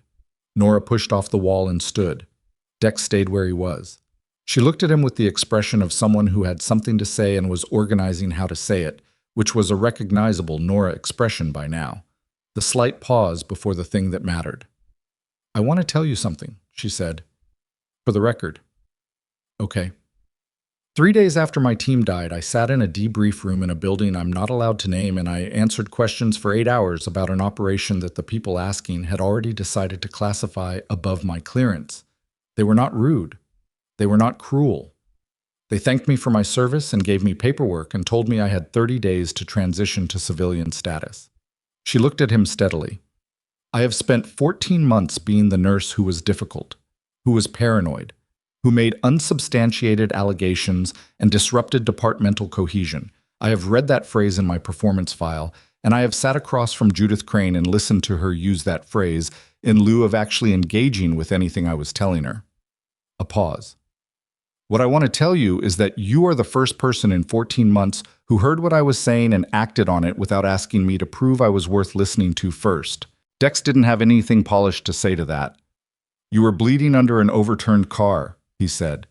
Seemed like an inadequate moment to ask for credentials. She looked at him for a moment. Then she almost smiled. The same almost smile as the roadside. The same quality of expression that lived just short of its full version. I should have been dead on that shoulder. Probably, he said, but you weren't. The Mercier helicopter landed on the roof, and the sound came through the ceiling as a controlled thunder that vibrated in the walls. Downstairs, Dex knew, Kellerton PD was processing a scene that would take days to fully understand. He knew Crane was somewhere in the building, and that she did not yet know the shape of what the morning had become. He knew Gould's name was in Masser's possession and would be in federal hands within hours. He knew the LLC dissolution had been attempted and would fail because a forensic accountant had the records and the DOD freeze had held. He knew that the authorization chain Rourke had agreed to put in writing would, when it was filed, do something that hadn't happened yet. Correct a public record that had told 5 families their people had died in a training accident. He thought about that. About what it would mean to a family who had been told an incomplete story and had spent over a year with that incomplete story as the only thing they had. He was still thinking about it when Pauline Merritt appeared in the doorway. She looked at the room, the cut zip ties on the floor, the weapon on the bed that Dex had already secured, the general evidence of a situation, and then she looked at Nora. I called it in to the second-floor nurses' station when the code gray went up, Pauline said. I didn't know what was happening, but I knew which room it was centered on. She paused. Are you actually okay? I need a surgical resident, Nora said. I have one waiting downstairs. Pauline looked at her with the specific expression of someone who had covered a late shift and not asked questions and was now, finally, asking one. Was it worth it? Nora looked at the window, at the east lot, at the police unit surrounding a vehicle that had been used in an operation that had now inverted entirely. Ask me in about 6 weeks, she said. Pauline made a sound that was not quite a laugh. Trauma team is standing by for air transport. Let's get you moving before you fall down and make everyone's morning worse. They were heading for the door when Dex's phone rang. The number on the screen was the same area code as Masser's call, but a different number, and when he answered it, the voice was female, professional, clipped. Someone who had been awake since before 0600 and was operating on institutional authority rather than personal energy. Officer Harlan, I'm the chair of the DOD Oversight Committee that Colonel Masser is attached to. I need 30 seconds of your time. Go ahead, he said. The individual currently in Colonel Masser's custody has agreed to preliminary terms. As part of those terms, he has provided a name, the officer responsible for the MSRT-7 terminal operation. That officer was taken into federal custody at 0840 this morning at his home in Virginia. A pause. He's been under parallel investigation for 11 months. Ms. Vass's documentation and Mr. Spear's testimony complete the evidentiary picture that the parallel investigation could not close on its own. Another pause. I wanted you to know that before the official process begins, because the official process is going to take a long time and involve a great deal of institutional language, and I thought you deserved to hear the short version first. Dex processed that. The soldiers from MSRT 7. Their incident records are being corrected. The families will be contacted through official channels beginning this afternoon. The voice was even and precise. It should have happened 14 months ago. I can't change that. I can only change that it's happening now. The call ended. Nora was watching him from the doorway. She had heard enough of it, or read enough in his face, to understand the shape. The officer responsible, she said. Not a question. In custody as of 0840. She stood in the doorway of her former hospital room, and she absorbed that. The end of a 14-month wait, carried quietly, carried at a cost that had included a bullet and a suspension and a performance improvement plan, and 14 months of being the nurse who was difficult to manage. Absorbed it in the way someone absorbed the end of something that had been structural to how they moved through every day. And she looked like a person who was simultaneously relieved and uncertain of the shape of what came next. Okay, she said, quietly. Okay, he said. They went up to the roof. The helicopter was waiting, rotors turning, the morning air cold and smelling like late winter, and below them through the rooftop access door Kellerton General Hospital was processing the morning in the way institutions process things. Slowly, with considerable paperwork, and with the particular institutional blindness to what had just happened inside its own walls. The surgical resident helped Nora aboard. Dex stood on the rooftop and watched. She looked back at him once before the door closed. He raised a hand. She raised one back. Then the Mercy Air helicopter lifted, angled east over the rooftops of Kellerton, Ohio, and was gone. Dex stood on the roof for a moment in the rotor wash and the cold air and the sudden quiet, and he thought about calling his sergeant. He would have to call his sergeant. He would have to go back into the building and walk through a scene and start the 40 hours of debriefing and file an incident report that would be read by people in rooms he'd never be invited into, and all of it was going to be complicated and slow and procedurally exhausting. He took out his phone, and then, before he could dial, a text arrived from Masser's number. 4 words. Gould is talking. Come down. He went back inside. On the second floor in the corridor outside the nurse's station, Judith Crane was sitting in a chair with a federal agent on either side of her. She had her phone in her hand and she was looking at it with the expression of someone who had made a call that had not been answered and was beginning to understand why. Her blazer was still pressed. Her lanyard was still straight. She looked like a person who had not yet finished processing that the structure she had been operating within had collapsed and that she was not going to be able to manage this situation the way she had managed every other situation, with administrative authority and the institutional weight of her title. She looked up when Dex walked past. He didn't stop. He didn't say anything. He walked to the stairwell and he went down. Behind him, Crane said to one of the federal agents, "I need to call my attorney." The agent said, "We know." Downstairs in a room Dex didn't yet know the location of, Marcus Gould was talking, the supply chain manager whose email thread had appeared in Nora Vass's documentation. The man whose communications with a Vantex subsidiary had been specific enough to establish the procurement connection, but not specific enough to name the full chain, had made the calculation that Rourke had made an hour earlier, in a hospital room, with a weapon on a bed.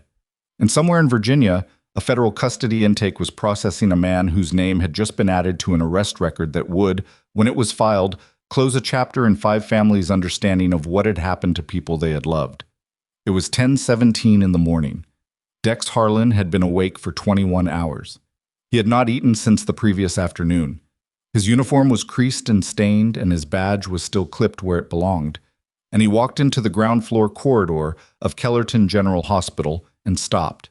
Because standing in the corridor, in the particular spot where the service access met the main hospital flow, was a man he had never seen. 60s. Civilian clothes. The physical bearing of someone who had once been military and had never entirely stopped being it. The man looked at Dex. He had the expression of someone who knew exactly who Dex was and what the morning had cost him. "Officer Harlan," the man said. "My name is Warren Priel. I was MSRT-7's logistics officer. I've been in Kellerton for 3 days. He paused. I'm not the person who reached out to Masser's committee. I came here because I heard, through channels I shouldn't have access to, that Nora Vass had finally moved. He looked at Dex steadily. I have something she needs to know, and I don't want her to hear it alone. Dex looked at him. What is it? Priel was quiet for a moment, and the quality of that quiet was the same as the quality of the quiet in room 318 when Rourke had finally said a name, the weight of a thing that had been held for a long time and was about to be placed down. One of the 5 soldiers listed as killed in the MSRT-7 incident, Priel said, was not killed. Dex stood very still. The corridor sounds continued around him. The ambient machinery of a hospital morning, a cartwheel somewhere to the left, a PA system calling a name he didn't register, and none of it touched the specific silence that had opened up between him and Warren Priel. Say that again, Dex said. One of the 5. Priel's voice was even, the flatness of someone who had rehearsed saying a thing so many times that the saying of it had worn smooth. The incident report lists 5 killed. The classified addendum that Nora was never given access to lists 4 killed and 1, extracted under separate authority. Extracted by who? By the officer who ran the terminal operation. Priel paused. As leverage. In case the operation's authorization chain was ever traced, a living witness under controlled conditions is more useful than a dead one on a classified report. Dex looked at him. Who? Sergeant Dana Rice. She was Nora's closest contact in the unit. They served together for 2 years.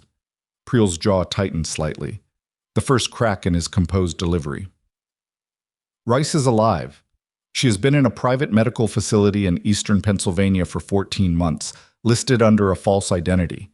I found her 6 weeks ago through a procurement record that crossed through the same Vantex supply chain Nora was tracking.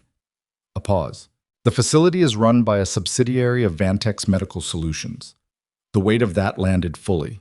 Not just that Rice was alive, but that the same contractor whose diverted equipment had appeared in Kellerton General's supply chain, the same contractor that Nora had been documenting for 4 months and nearly died for documenting, had been warehousing a living witness in a private medical facility while simultaneously conducting the secondary market operation that Nora's evidence was dismantling. The threads were not parallel. They were the same thread. Does Masser know? Dex asked. Not yet. I came to you first because I don't know Masser's full exposure and I know yours. Priel looked at him directly. You've been transparent every step of this morning.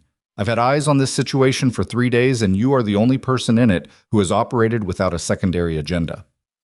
Dex thought about Nora in the Mercy Air helicopter heading east.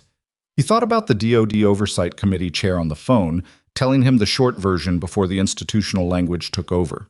He thought about 5 families being contacted this afternoon with corrected records, and about the fact that one of those notifications was going to be wrong, was going to be delivered to a family about a person who was not dead. I need to reach Masser right now, he said. Yes, Priel said. You do. The call took 90 seconds to connect and another 4 minutes to convey because the information required Masser to stop twice and ask Dex to repeat specific details and confirm them. At the end of it, Masser was quiet for a moment that was longer than his usual processing pause. The facility name, Masser said. Priel, who had been listening, spoke the name. Dex relayed it. Another pause. I need to make 3 calls. Stay reachable. Dex looked at Priel. You've been sitting on this for 3 days. I've been sitting on it for 6 weeks. I came here 3 days ago because Nora's documentation was moving and I thought if I waited any longer, the facility would be liquidated. His voice was controlled, but there was something underneath it. Not guilt exactly, but the specific weight of someone who had made a decision they understood was costly and had made it anyway.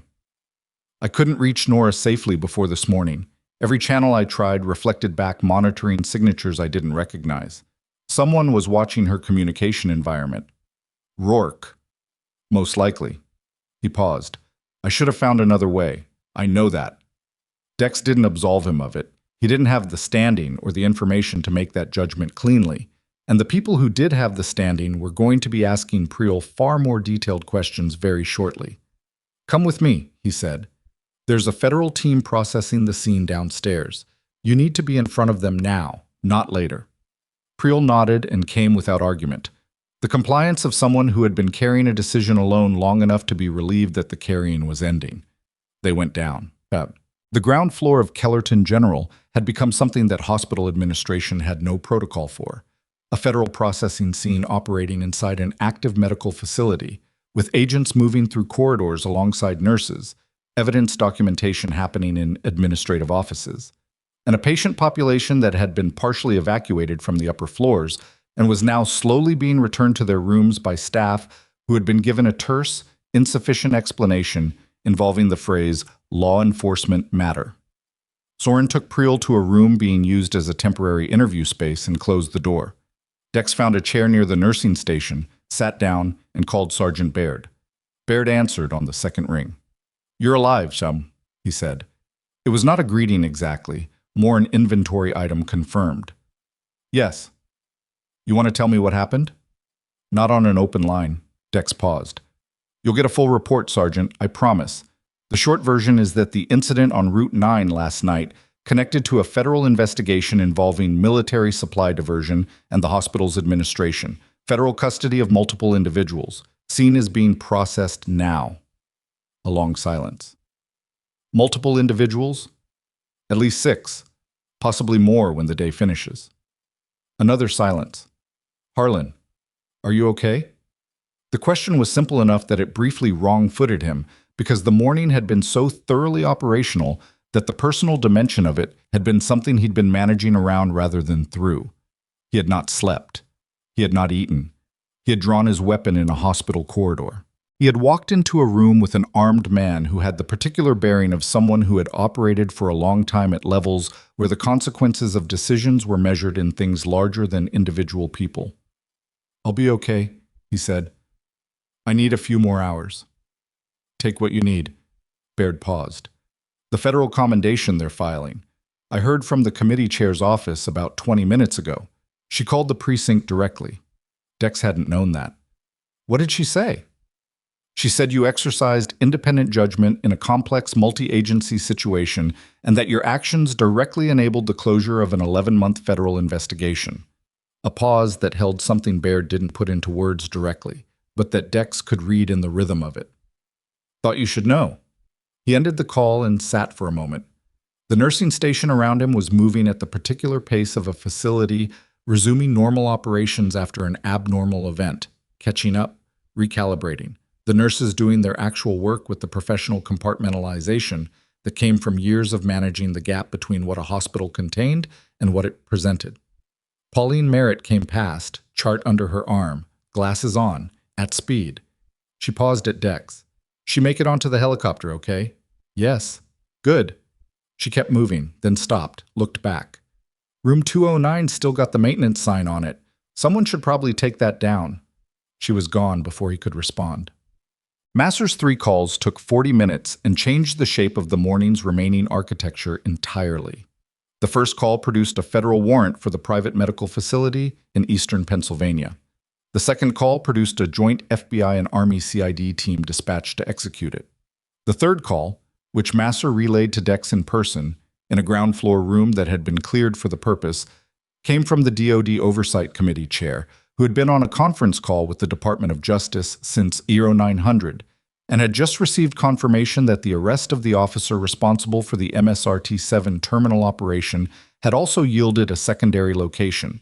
The private medical facility and the identity of the individual being held there had both appeared in documents seized from the officer's home in Virginia. They were going to find her anyway, Masser said. It was not reassurance. It was the kind of factual statement that served as reassurance without pretending to be something it wasn't. Priel's information accelerated it by approximately 6 hours. "Dana Rice," Dex said. "What's her condition?" "Unknown until the team gets there.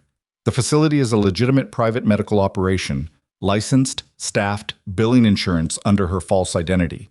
She's been receiving care, not confined in any crude sense, but 14 months under a false identity in a controlled environment without contact with anyone from her prior life."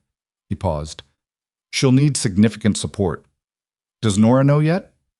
"No." Masser looked at him. "That conversation needs to happen in person, not over a phone, not today, while she's still in surgery." He paused. I'd like you to be there when it happens. Dex looked at him. Why? Because she trusts you. And because it's going to be a complicated thing to receive, relief and anger in proportions that won't sort themselves out quickly. Having someone present who has earned her trust and doesn't have a 14-month institutional history with the situation is, he stopped, chose a different word. Useful. It was the most human thing Dex had heard Masser say all morning, and it landed accordingly. The federal processing of Kellerton General's administrative records took the rest of the day and most of the following one. What emerged from that process was documented in a federal filing that ran to 340 pages and named 11 individuals across 3 institutions: the hospital, Vantex Medical Solutions, and the DoD Procurement Office that had authorized the original classified contract. The filing would eventually be summarized in a press release that described it as the conclusion of a 14-month investigation into military supply diversion and the associated concealment of a classified operational incident, language that was accurate and thorough and that told about 40% of the actual story. The remaining 60% lived in the details. Marcus Gould, the hospital's supply chain manager, pleaded cooperation within 4 hours of his initial interview and provided a complete accounting of the procurement mechanism, how the Vantex subsidiary had approached the hospital, how the equipment had been reformulated to avoid specification matching, how the payments had moved through the Delaware LLC, and who at the hospital had been aware at each stage. His cooperation was noted in the federal filing. His employment was terminated by the hospital board before he left the interview room. Judith Crane retained an attorney and said nothing for the first 6 hours, and then said a great deal in an attempt to establish that her role had been administrative rather than operational, that she had managed personnel and compliance responses, but had not been directly involved in the procurement mechanism. The distinction was contested. It did not ultimately hold up against Gould's accounting, which placed her in 2 specific conversations with the Vantex subsidiary contact. She was charged with obstruction, conspiracy, and 4 counts of fraud. The hospital board issued a statement that afternoon expressing shock and commitment to institutional review, which was the institutional equivalent of someone discovering their house was on fire and announcing they intended to look into it. The CFO's brother-in-law, the Delaware LLC, and the $340,000 in facilitator payments were addressed in a separate but related civil proceeding. The CFO himself had known the source of the consulting payments and had chosen not to investigate. That choice carried consequences that did not require criminal charges to be financially and professionally terminal. Rourke's immunity terms were negotiated over the following 3 days. The committee chair drove a harder bargain than he had expected. Immunity for the containment actions in exchange for full testimony on the authorization chain, plus a public acknowledgement filed with the relevant oversight committee that the MSRT-7 incident records had been incorrectly classified and would be corrected. The corrected records went public on a Thursday afternoon, attached to a formal notice from the Department of the Army that listed the names of the 4 soldiers killed in the terminal operation, identified the operation accurately rather than as a training accident, and acknowledged the Army's institutional failure to provide accurate information to the affected families. It was not enough. It was what was available, and it was more than those families had had on Wednesday. The officer responsible for the terminal operation was charged with 4 counts of second-degree murder under the Uniform Code of Military Justice, unlawful detention, obstruction of a federal investigation, and 17 additional counts that the filing described in language that was precise and extensive and that would take over a year to fully adjudicate. He entered a not guilty plea that his attorney had clearly advised and that no one involved in the case believed. He was held without bail. Nora's second surgery, the correct, fully staffed, non-improvised version, performed at a regional trauma center 40 minutes east of Kellerton, took 2 hours and 20 minutes and repaired the damage that the morning's activity had done to the work of the first one.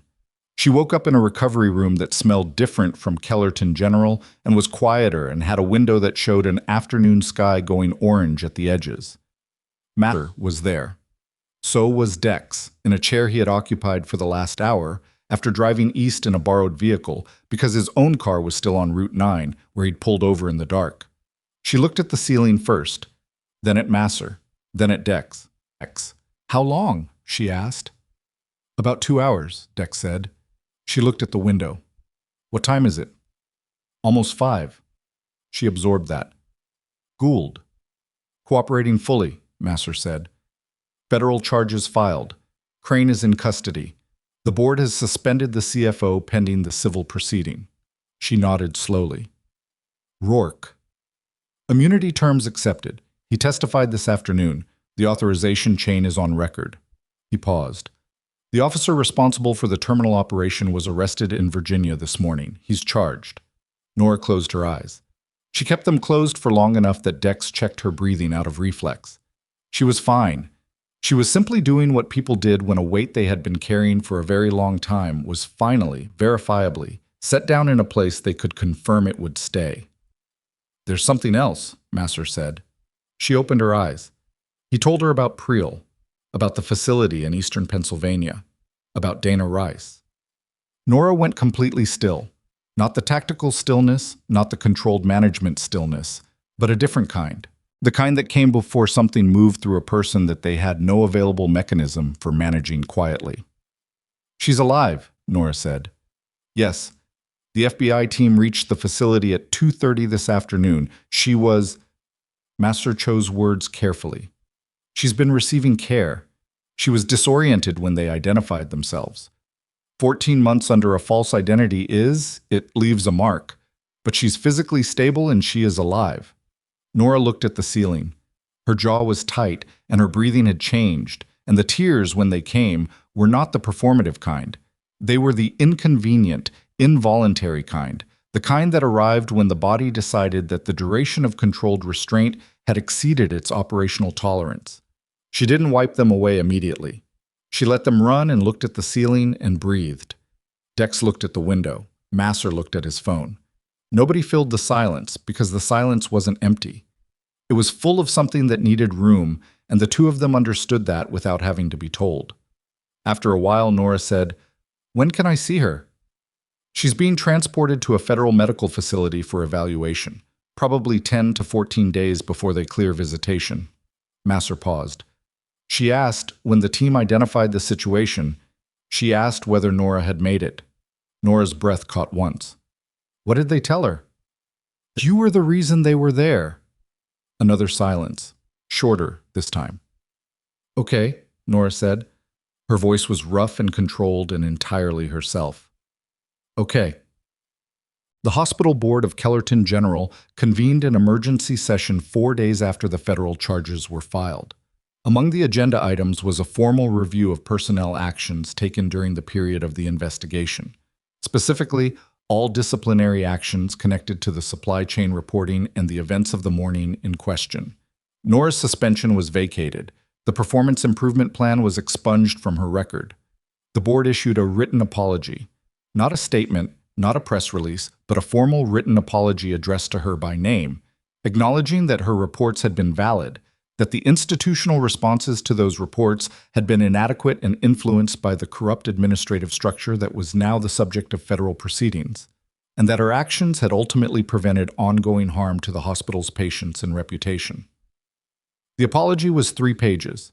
Nora read it once and filed it in the document case with the procurement records and the spectral analysis and the supply chain manifests, all of it together, the evidence and the acknowledgement, in the same container that had been hidden in a decommissioned blood bank behind a ventilation panel for 6 weeks. The board also offered her a position, trauma training coordinator, a newly created role, with the authority to redesign the hospital's emergency response protocols and implement battlefield-derived medical training across the nursing and physician staff. The salary was significantly above what she had been earning. The reporting structure bypassed the positions that had been held by people who were now in federal custody. She asked for a week to consider it. She took 4 days. She said yes on a Tuesday morning, 3 weeks after Route 9. Sitting in a temporary office the hospital had assigned her while her regular workspace was being configured. She called Masser first because Masser had asked to be told. Then she called Dex. "I'm taking the job," she said. He was in his sergeant's office, in the middle of hour 26 of the official debrief process, and he stepped into the hallway to take the call. "Good," he said. "It's complicated." She said it like someone who had considered all the complications and decided the weight of them was manageable. "The board has new members, but the institution is the same institution. There will be people who resent the history. Probably." The protocols I want to implement are going to require physician buy-in, which is not automatic when a nurse is the one implementing them. Also probably.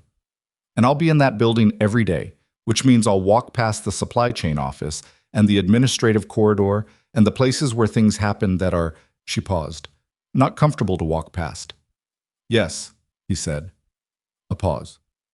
Why is that not slowing you down? Because I've watched you do more with less favorable circumstances than that, he said.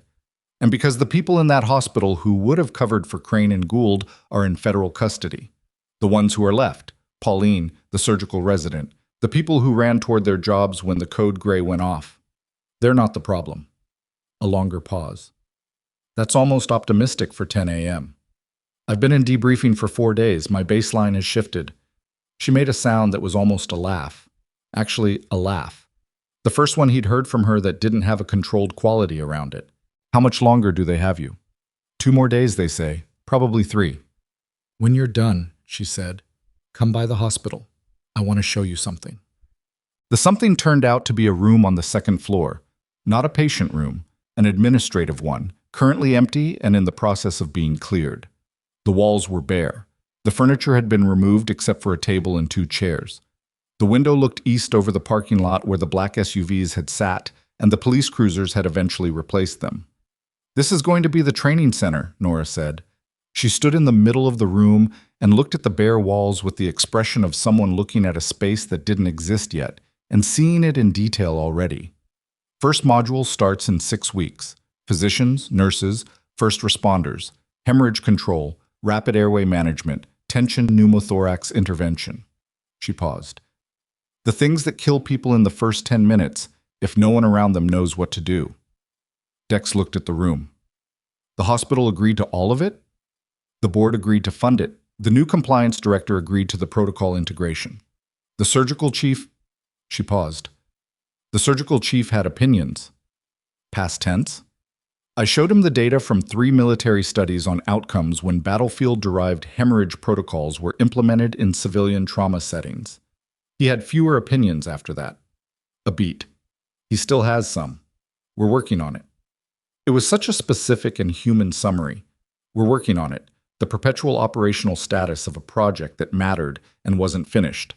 That Dex found himself smiling without deciding to. How are you? He asked. Not operationally, not as a status check. She considered the question the way she considered everything. Not quickly, not evasively, but with the specific attention of someone who took the question seriously enough to answer it honestly. Better, she said. Not fine. Better. She looked at the window. I saw Dana last week. First visitation after they cleared her for contact. A pause. It's going to take time. What was done to her, the duration of it, the isolation, it doesn't resolve in a week. She's angry and she's disoriented and she doesn't know who to trust, which is the correct response to what she experienced. And it's also very hard to sit across from. Did she know what you'd been doing? The documentation? She'd been told nothing for 14 months. She didn't know I was at Kellerton General. She didn't know about the supply chain connection. Nora was quiet for a moment. She cried when I walked in. I've known Dana Rice for 3 years, and I've never seen her cry. She cried for about 30 seconds, and then she stopped and told me she was furious with me for taking so long. Dex looked at her. She knew I'd be looking, Nora said. She didn't know the shape of it, but she knew. A pause. She said she kept herself together by being certain I wouldn't stop. She stopped, looked at the bare wall. That's a significant thing to carry on someone else's behalf. I don't know what to do with it yet. You don't have to know yet. No. She turned from the window. But I think the training center is part of it. If I spend the next several years making sure that the people in this hospital, and eventually other hospitals, other first response networks, know what to do in the first 10 minutes, then the things I learned in the places I learned them serve something besides classified operational objectives. She looked at him directly. That's what I can do with it. Make it useful in ways that people can actually see. It was the clear statement of purpose. Dex had heard from anyone in a long time. Not a mission statement, not a program description, but a person articulating why a thing mattered and what they intended to do about it. He thought about his own answer to that question, which was less clear and had been less clear since the morning on Route 9 had made the previous version of his professional life feel simultaneously smaller and more meaningful in ways he hadn't finished sorting out. "The commendation landed in my file last week," he said. "My sergeant wants me to apply for detective. He's been wanting me to for a year, and he's using this as the occasion to push harder." Nora looked at him. "Are you going to?" "I'm thinking about it." He paused. "I'm also thinking about the 40 hours of federal debrief, and whether the people asking questions in those rooms do work that matters, and whether there's a version of that I'd be any good at." "There's a federal liaison position attached to the DoD Oversight Committee," she said. "Masser mentioned it." "Masser mentioned it to me too." "And?" "And I told him I'd think about it." He looked at the bare walls of the future training center. "I've been thinking about it." She was quiet for a moment. "You're good in the field," she said, "but you're also good at the thing that's harder to teach, knowing which call to make when the structure around you isn't giving you clear instructions. That's not detective work. That's a specific and relatively rare capacity." It was a direct assessment, and she delivered it without flattery because she didn't do flattery, and it landed accordingly, not as a compliment he could dismiss, but as an evaluation from someone who had evaluated field performance under conditions that were not casual. "I'll figure it out," he said. "Yes," she said. "You will." The federal proceedings took, in total, 14 months to fully adjudicate, which was, with a particular irony that Nora noted once and didn't return to, exactly the length of time she had spent being the nurse who was difficult to manage. Judith Crane pleaded guilty to 3 of the 4 fraud counts and received a 7-year sentence. Her medical administrative license was permanently revoked. The plea agreement required full cooperation with the civil proceedings, which she provided grudgingly and completely. She would serve a minimum of 4 years before eligibility for parole consideration. Marcus Gould received a reduced sentence of 18 months in exchange for his cooperation, which had been the most comprehensive and immediately actionable testimony in the federal case.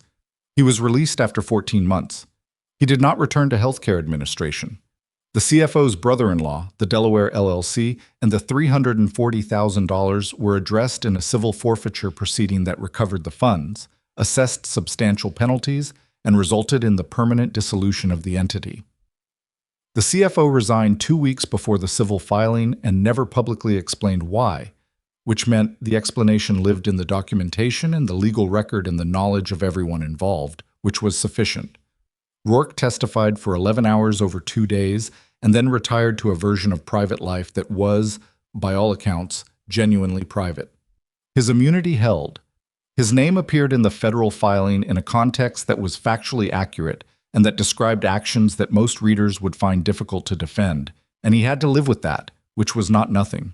The officer responsible for the MSRT-7 terminal operation was convicted on all principal charges 17 months after his arrest. The military judge sentencing him described the case as representing a fundamental violation of the obligations that the institution of the United States Army owed to the people who served within it. The sentence was life imprisonment without the possibility of parole.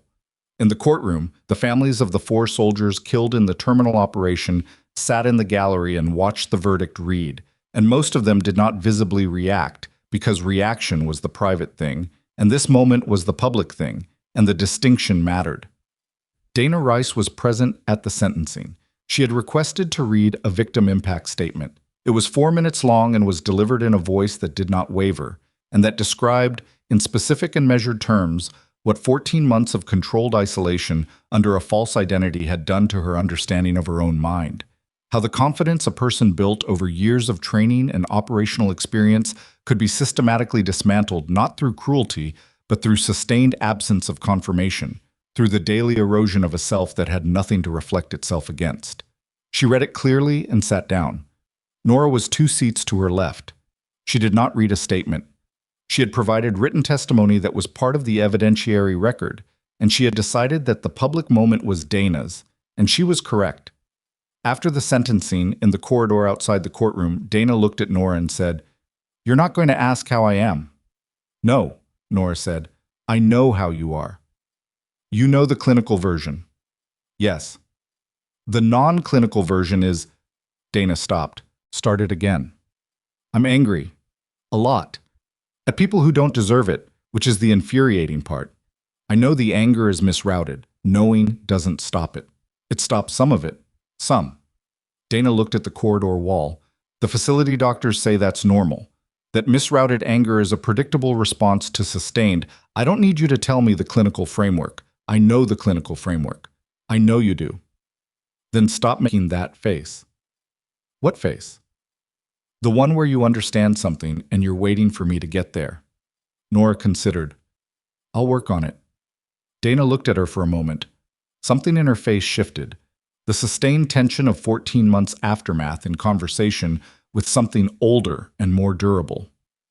You're running a training program, she said. At the hospital? Yes.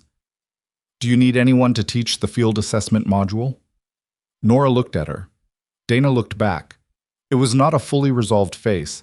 There were lines in it that hadn't been there 3 years ago, and a wariness in the eyes that was probably going to be structural. But it was Dana's face, functional and present, asking a question that was also a declaration. Yes, Nora said. I do. Dex came to the training center on a Thursday afternoon, 6 weeks into the first program cycle. He had taken the federal liaison position. It had required paperwork and a medical evaluation and 3 weeks of orientation that had been less interesting than the work itself. And the work itself was exactly what Masser had implied: the application of field judgment in an institutional context where field judgment was both valued and perpetually in tension with institutional process. He was finding his way into it, which was the accurate description. Not settled, not complete, but moving in a direction that felt correct. He sat in the back of the training room and watched Nora run a hemorrhage control scenario with a group of 12, physicians and nurses. The room arranged around a simulation station in the center. She was not the person who stood at the front and delivered information.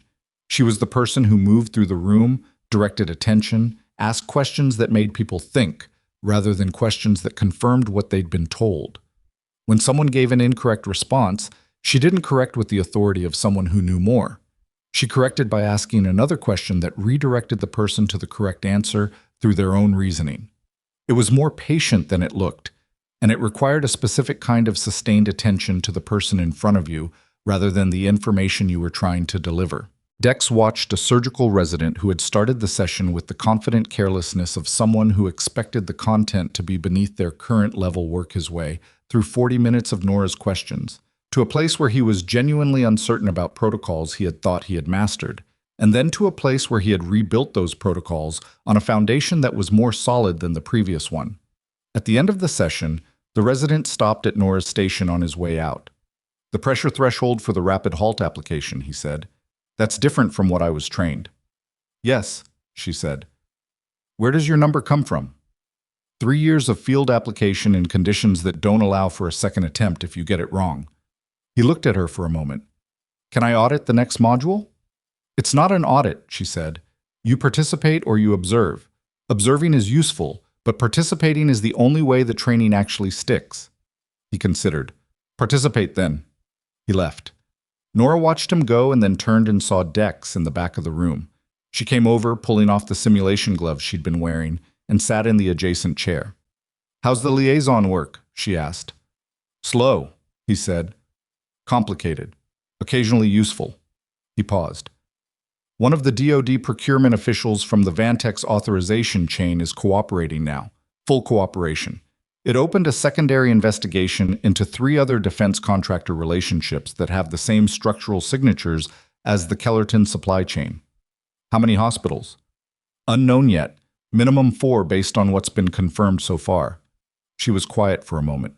When you find the next one, she said, find it before the nurse who noticed has been sitting on a performance improvement plan for 3 months. Working on it.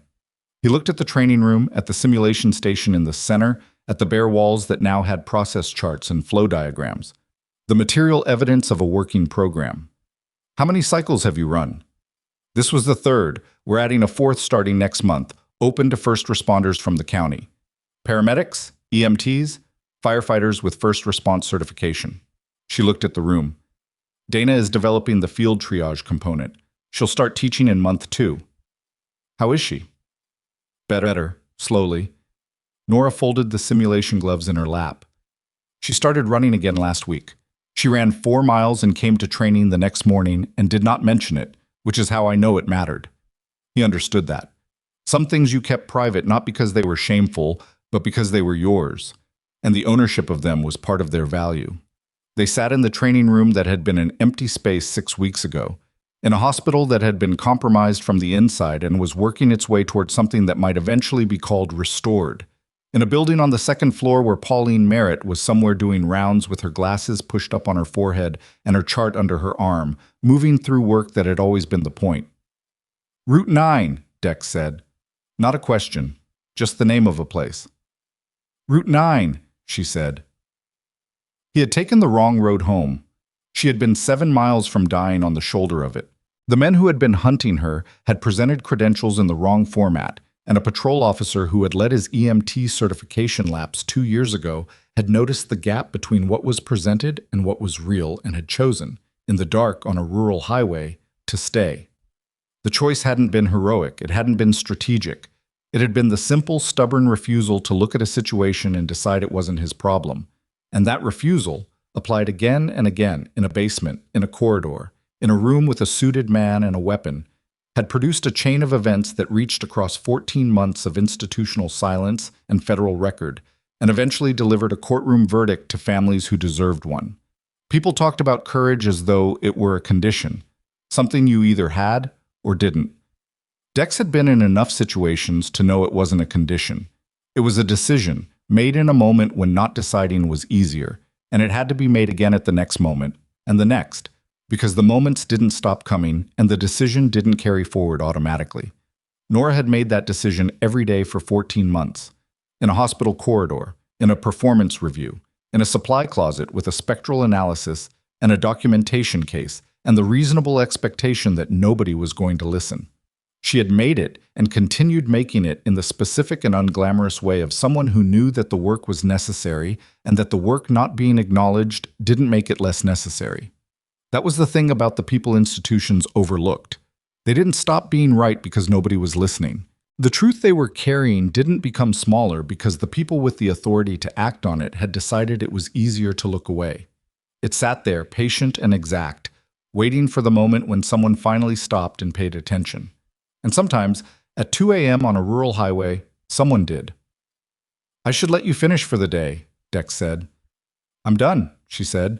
The next group isn't until morning. Plans? Dana and I are getting dinner. She stood. You're welcome. I have a debrief at 6. After the debrief. He looked at her.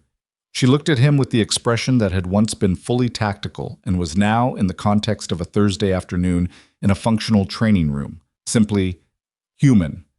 A person asking another person to share an ordinary evening after an extraordinary several weeks. Yeah, he said. Okay. They turned off the lights in the training room and went out into the corridor of Kellerton General Hospital, where the work was ongoing and imperfect and necessary, and where a woman who had been called difficult had built something in the place that had tried to diminish her, not to prove a point, but because the knowledge was there, and the need was real, and the seconds that mattered in an emergency didn't wait for institutions to catch up. She had never needed the institution to believe in her. She had only ever needed one person at a time to stop and pay attention and stay. The rest she had always been capable of doing herself.